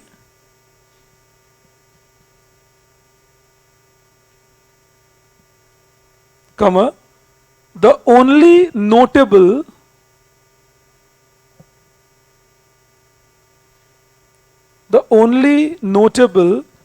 capital goods industry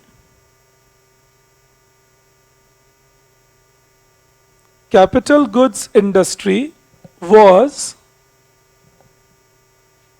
iron and steel. All right. So this is what we would do. These were the reasons. Now, you know what I try doing is that I try giving you some answers in 100 words, 80 words. Sometimes they can ask you question for 150 words on this part. हमारे subject में किसी भी optional में for that matter, but since हम लोग हमारे subject की बात कर रहे हैं, आपका जो रियल टेस्टिंग पॉइंट हो जाता है एग्जाम में कभी कभी, वो होता है when they ask you something not so prominent in a 10 marker. Like this year's paper was a pretty decent paper. It came pretty nice and all my students who were appearing mains were pretty happy about it. But in mains exam what they sometimes do is they put a compulsory question in such a manner that it becomes at times difficult to attempt it. तो इसमें उनका एक trick है जो मैं अभी कोशिश कर रहा हूँ उसी को कवर करने की. They don't pick up the entire topic, they will pick one thing from the topic and ask you to write 150 words on it. Now essentially you have to write 150 words on it. But the mind sees the question and sometimes goes boom. अरे ये क्या पूछ लिया मुझे, जैसे कभी यही बात पूछ लेंगे, why was service sector dominant in India at the time of independence compared to industries? So in that case if you have a prepared 80-90 words in your mind, फिर तो मुझे आप पे भरोसा है. बाकी के 40-50 वर्ड तो आप पूरी कामयाबी से उनको दोगे. But don't worry, वो भी मैं सिखाऊंगा क्या दोगे. I'll teach you how to create. Just to tell you how you can create, if they ask you such a question, you should always begin with structure in India. And this is only in 1951. ये जो बातें मैंने लिखी हैं, ये 51 की है. All right? किसी और साल की नहीं. So this, all this data that I have written is only for 1951. This was shown by 1951 census. All right? Then you write the third feature of this structure that we see. Third feature.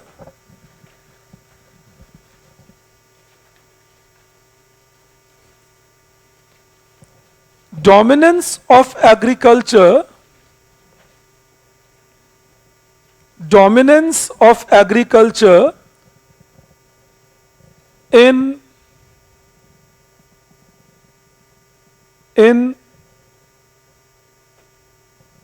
occupational structure. Dominance of agriculture in occupational structure was due to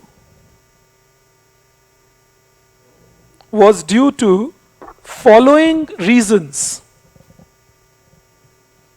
Following reasons.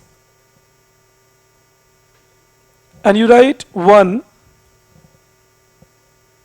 absence of industrialization. Absence of industrialization in rural areas due to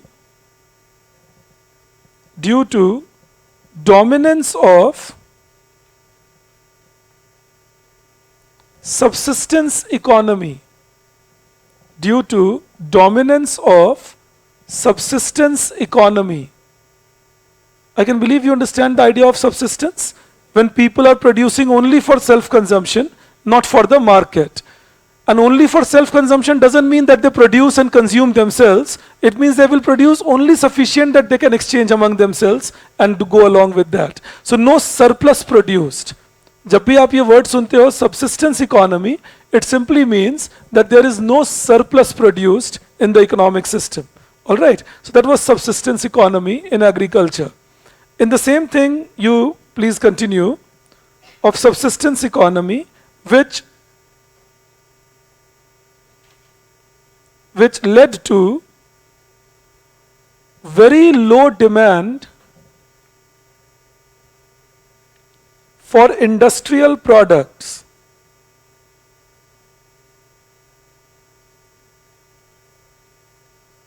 For industrial products. Second point you write, small scale industries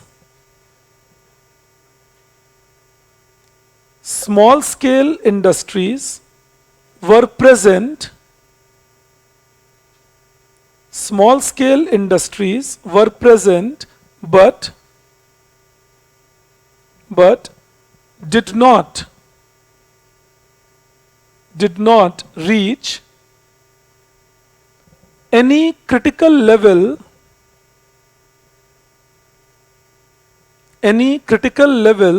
of employment provision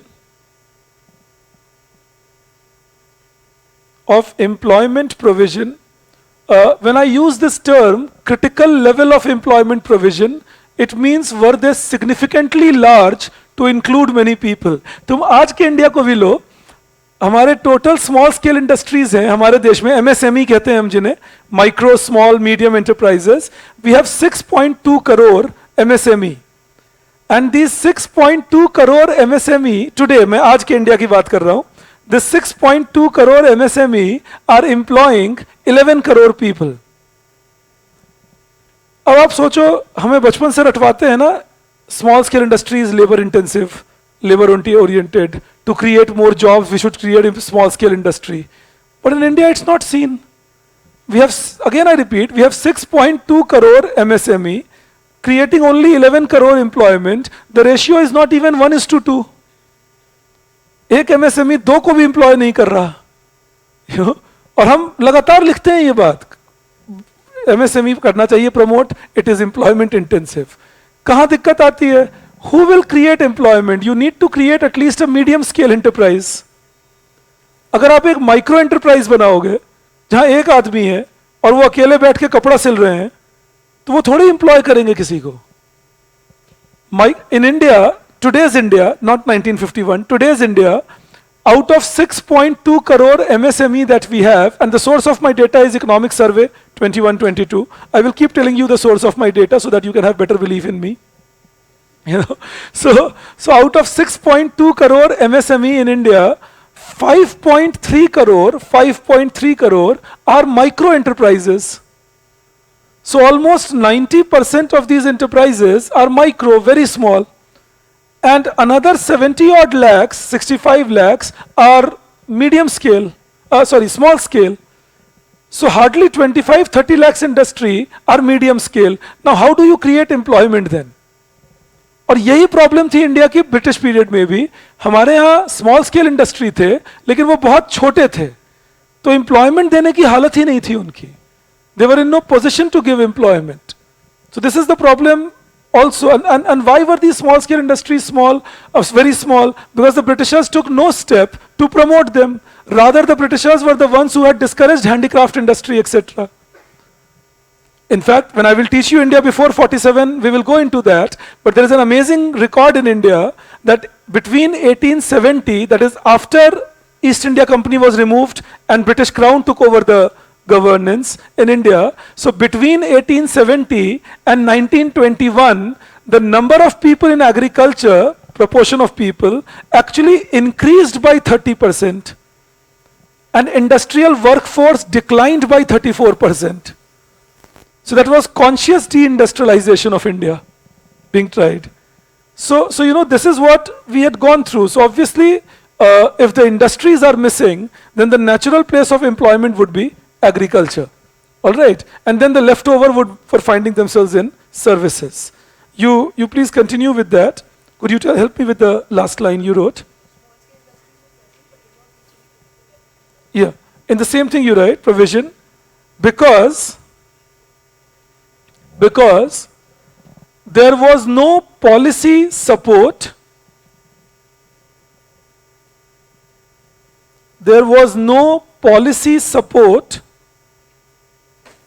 for industrial development by British government.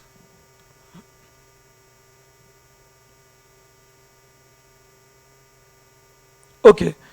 Before I take you to one more point, which will be the last point of this analysis, there is a question that one of your friend asks me online, Srishti. She says that, and many of you can have that doubt, that Indian agriculture was commercialized, so why are we still saying it was subsistence? But understand, Indian agriculture was commercialized in small islands. Majority of India was still practicing subsistence agriculture. The commercialization was happening in places either which had monetized agriculture, like the permanent settlement areas, or in places which had plantation growth. tea, coffee, rubber, cotton. In these areas, some commercialization was there, and Britishers were growing them in specific regions of India, and other regions there was heavy subsistence. Also remember, the farmers who were growing these crops were not getting remunerated like a commercial farmer. You understand that? ऐसा नहीं हो रहा था कि मैं commercial crop grow कर रहा हूं तो मुझे बहुत सारे पैसे मिलेंगे. पैसे तो ब्रिटिशर्स रखते थे या जमींदार रख लेते थे, फार्मर्स के हाथ में कम ही पैसे आते थे, तो उनकी लाइफ सब्सिस्टेंस पे ही चल रही थी. आप कभी कभी देखोगे, दिल्ली में भी देखोगे, those of you who are now in Delhi, the offline people of course, and some of you online can be in Delhi, you will see in Delhi we have a system of these Monday markets and Tuesday markets and all. So why do we have all this system in India?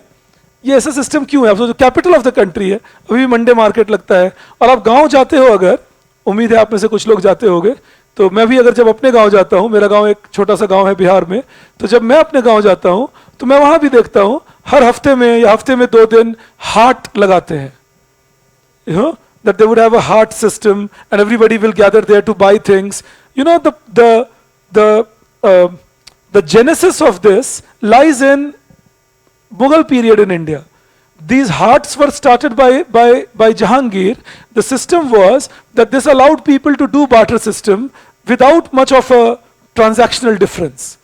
एक जगह इकट्ठा किया गया, एक दिन बनाया गया, सब अपनी अपनी चीजें लेकर आओ, आपस में एक्सचेंज करो, अपने घर जाओ, हफ्ते भर रहो, फिर हफ्ते भर बाद आ जाओ. So it was created for convenience. Jahangir was such a nice fellow, no? He did it? No, he wanted remuneration out of it. उनको रेवेन्यू वसूलना था, तो हाट में आने के चार्जेस लगते थे कि आप हाट में आओ, चार्जेस दो, सारा कुछ कन्वीनियंस से करो, उससे गवर्नमेंट के कॉफर को फिलिंग मिलती थी. सो of course, I mean, government is always government, they won't leave a single chance of taxing, so all governments have done that, but that's where it lay. So remember, in India also, even in the British period, it continued that we had a system where it was subsistence and people would gather at one place, and whosoever wanted whatsoever service, commodity, that place would give them. They will exchange, they will go back. Do I reach you on this? I can believe you understand that. All right, then you just write one more point that will cover us on the analysis of occupational structure and income structure at the time of independence. You write, third point, British period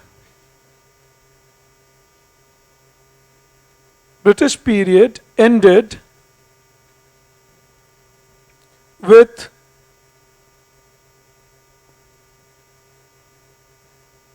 larger employment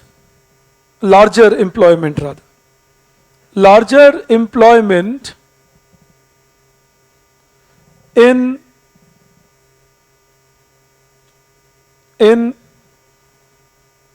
services than industry,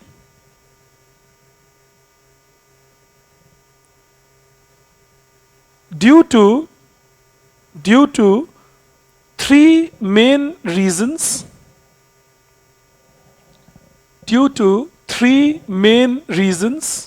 And you can take that as ABC or 1, 2, 3. So you write A in that.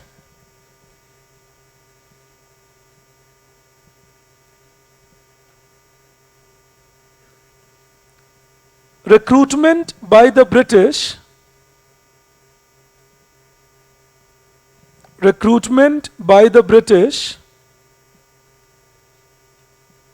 in a bracket you write continued by Indian government post-independence.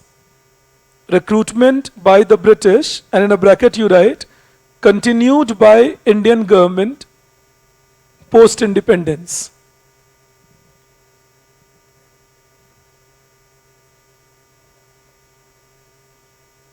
All right, so you write in this, recruitment by the British for administration. And remember, administration did not only mean ICS. Administration would mean administering at clerical level. Administration would mean administering at local level. So for all that, don't forget that there was nothing called a Panchayati Raj institution that Britishers had established. They would control the entire administrative system. And they would hire Indians, of course, to work at all these places. So for administration, defense, and trade sector. In a bracket there also you write office of, ये trade sector के लिए बोल रहा हूं, office of director general of foreign trade, office of director general of foreign trade. You close the bracket, then you write the second point. This was the first point, why service sector had more people working than manufacturing or industries. You write 2.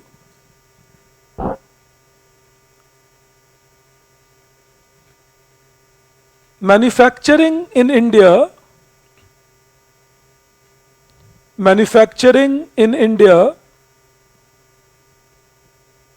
was concentrated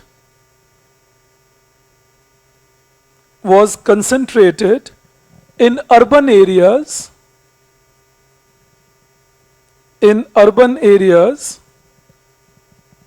and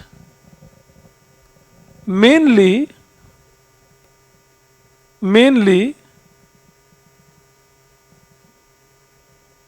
presidency cities.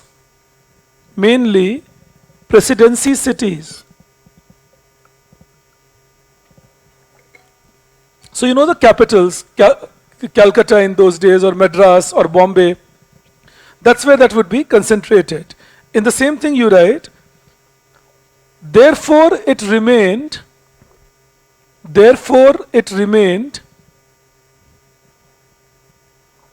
capital intensive, capital incentive, intensive. I said something else? Lost concentration, age becomes a factor. So you take that, capital intensive, because trained professionals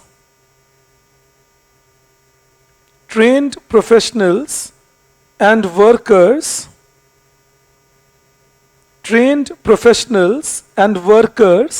suitable for industry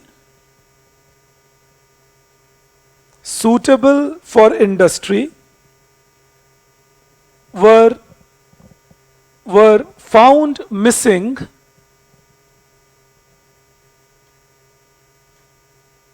due to lack of training.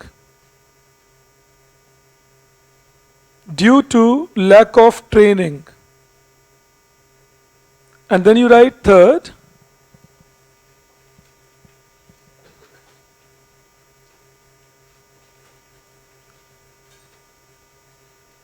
majority of population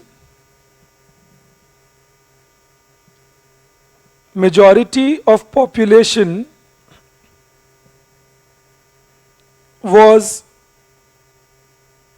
involved in trading because it was a very dominant activity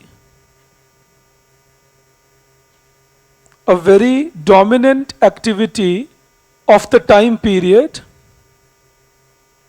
because it was a very dominant activity of the time period, full stop. There were several layers, LAYERS. There were several layers of commission agents. There were several layers of commission agents between production point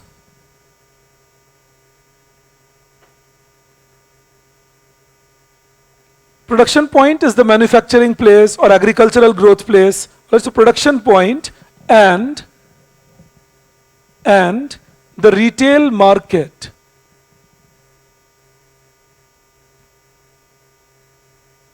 You know, imagine, I'll give you an example there, ranging from, say, if the production point is say Bombay, and the product has to be sold in, say, Ahmedabad, then within this much distance itself, there will be close to 50 traders.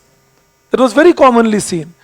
Several traders, one from one to another, another to third, third to fourth, and there were two reasons why this was happening. क्यों इतने सारे traders थे? उसके भी दो कारण थे. एक कारण था storage facilities weak थी. So one trader could not have taken a big storage facility, stored the commodity over there, and then sold it to the next person, or sold it directly to the market. Second was, we were not a unified system. There would be British India, and then there will be princely states. So you had to move from British India to princely states, and many times the princely states won't give you easy permission to a trader who would not belong to the princely state. तो एक chain बन गया, supply chain, जिसमें traders ने आपस में communicate कर लिया between British India, princely states, again British India, and so on till the last market that you reach. I'm sure you understand that princely states does not mean only one state necessarily. It could have meant a range of states going from one place to another. So all that was playing its own role. तो इसके वजह से क्या होता था कि service sector में scope मिलने लगा लोगों को, ट्रेडिंग में specially, and money generated was quite good. And wherever money is there, humans go. You know, there is a typical tendency. That's why our subject, isn't it? So this is what started happening. ये चीजें भी ज्यादा होने लगी. So this was again a factor that came in, that trading started growing, and due to that, services sector had large amount of employment. In the same point, you write, trading also included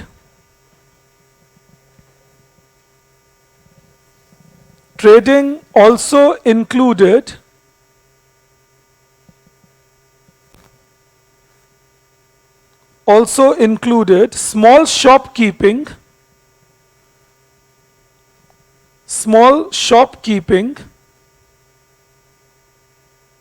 which employed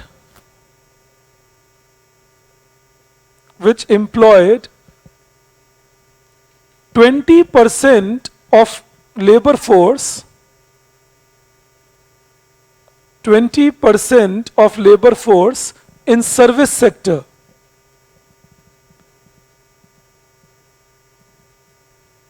इस आखिरी line का मतलब समझ लो, नहीं तो बाद में मुझे मैसेज भेजोगे कि आपने गलत बोला. 20% of labor force in service sector means these people in service sector, 20% of these, not 20% of total labor force. Service sector में जितना लेबर फोर्स था उसका 20% स्मॉल शॉपकीपिंग में ही था.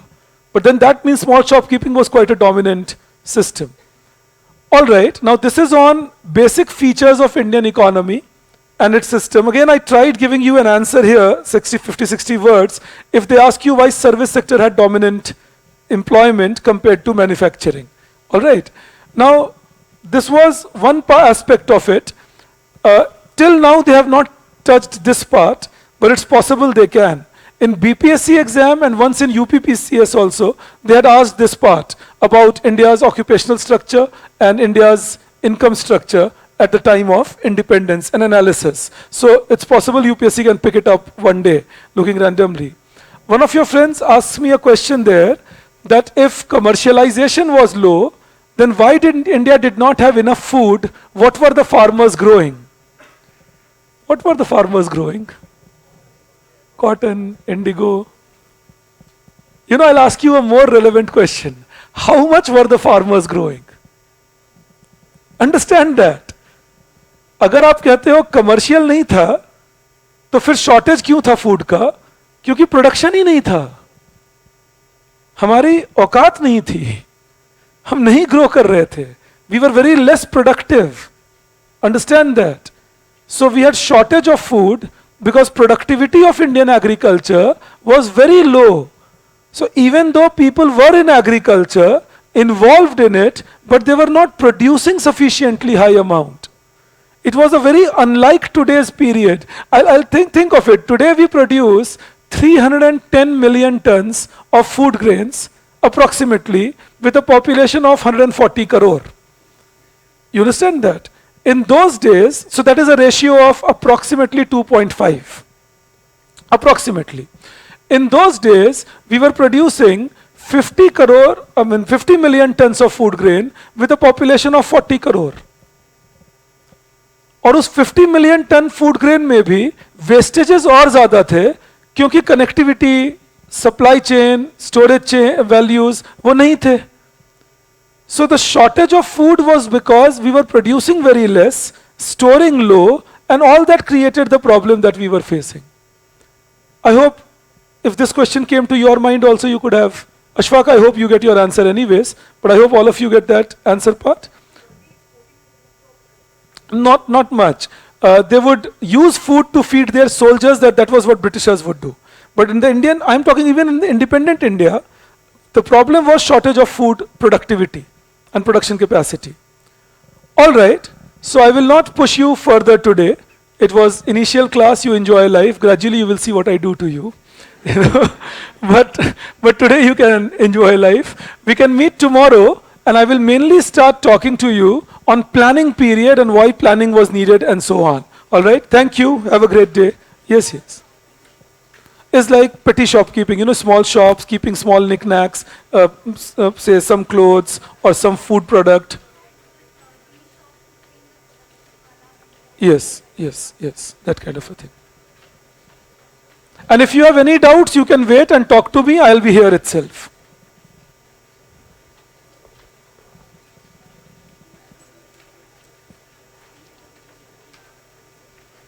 Correct, farmers are the base. Monoculture was a reason, Burhan, no doubt. Eve of Independence is 1947, Naman. Mainly 1947. Yes, applicable to Bihar today, Gaurav, no doubt. No, there was open hunger in those days. Post-Green Revolution, it is still much better, Devyani.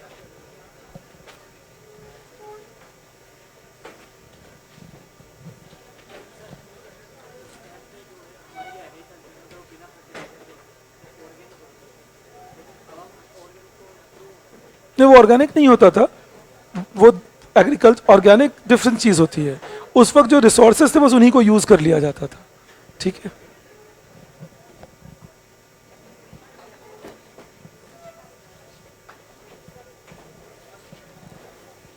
Sure. I'll just take 1 minute.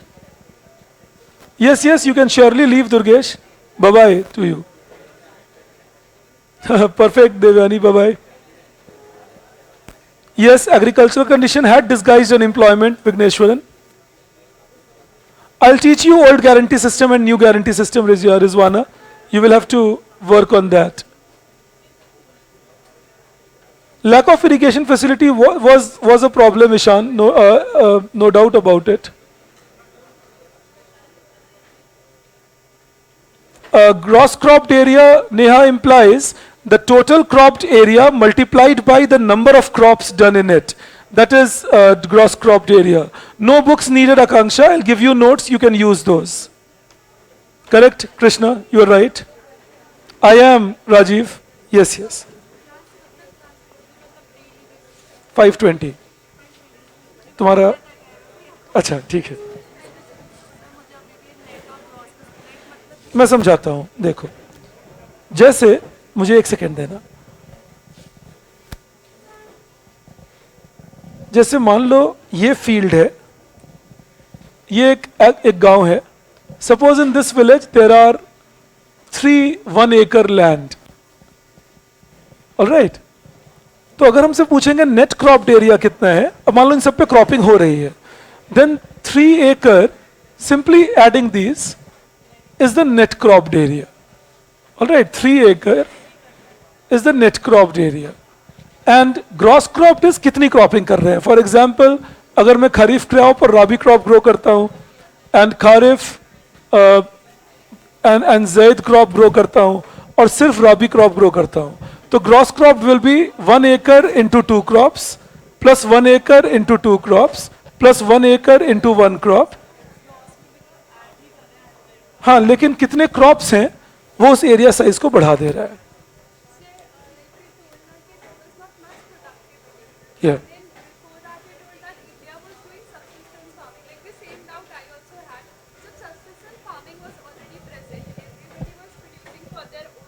Yeah. But the problem was that production for self-consumption was not sufficient for everybody. It's like I produce for myself, but I am unable to produce sufficient to feed myself. You understand that? The shortage was like that. Because not everybody was in agriculture, and then those who were, but those who were not in agriculture were, don't forget, relatively richer, and they could make food transit. Always the cities, the cities never have a shortage of food in general. But no, the urban India generally did not have much shortage of food at times because they could pay more for food and the food would get transported here. But those who grew food would sometimes find themselves short of food. You see that ways.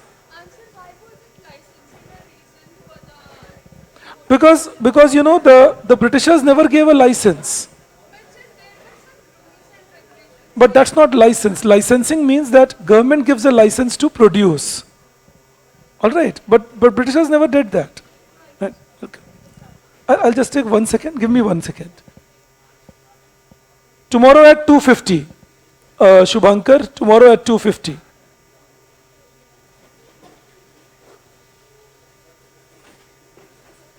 I will teach you, Abhay, to analyze the economic situation at the eve of independence. Perfect, Tuhin, good to see you. Yes, indigenous people had very low source of finance, which resulted in less investment for industries also. You're right, Praful, in that. We will discuss why we did not have major famine, Anuj, but mainly because government became too conscious about not having a famine later on.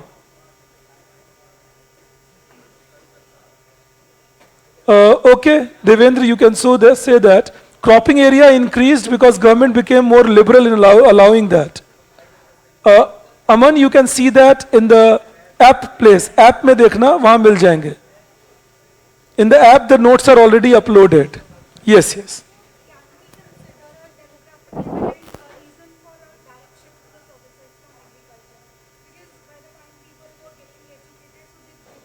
But the problem was that we did not have enough education till as late as even 2021.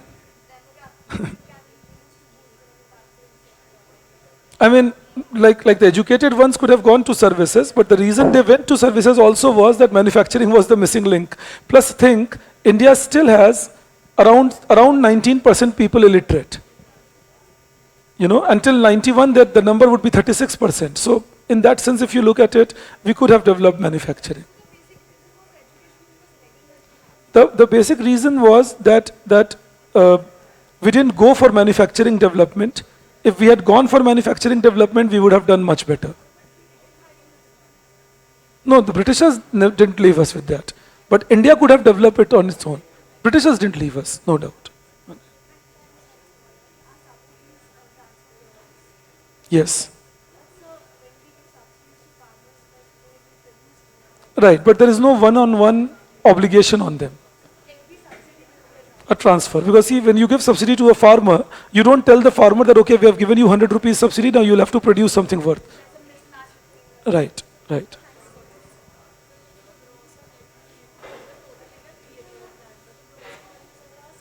Gross की ही ज्यादा आएगी हमेशा. ठीक है, gross कभी भी net से नीचे नहीं होगा. हाँ, ऐड करते जाते हैं तो वो ऐड करेंगे तो ग्रॉस ज्यादा आ जाएगी.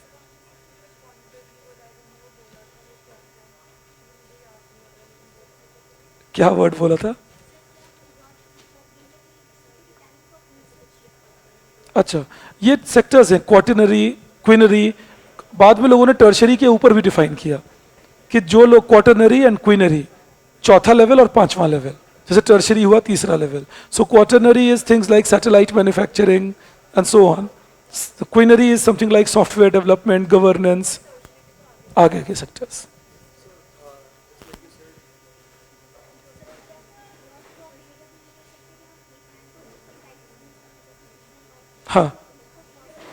हाँ, जितने बार यूज करोगे वो ग्रॉस क्रॉप. बिल्कुल, number of crops. I just take 1 second. You can charge heart system and royalty as rent-seeking behavior, Himanshu. You can do that. The notes are already uploaded, Vigneshwaran. If you want hard copy, you can come over and collect it from Next IAS. Even if you send someone, we can try arranging it.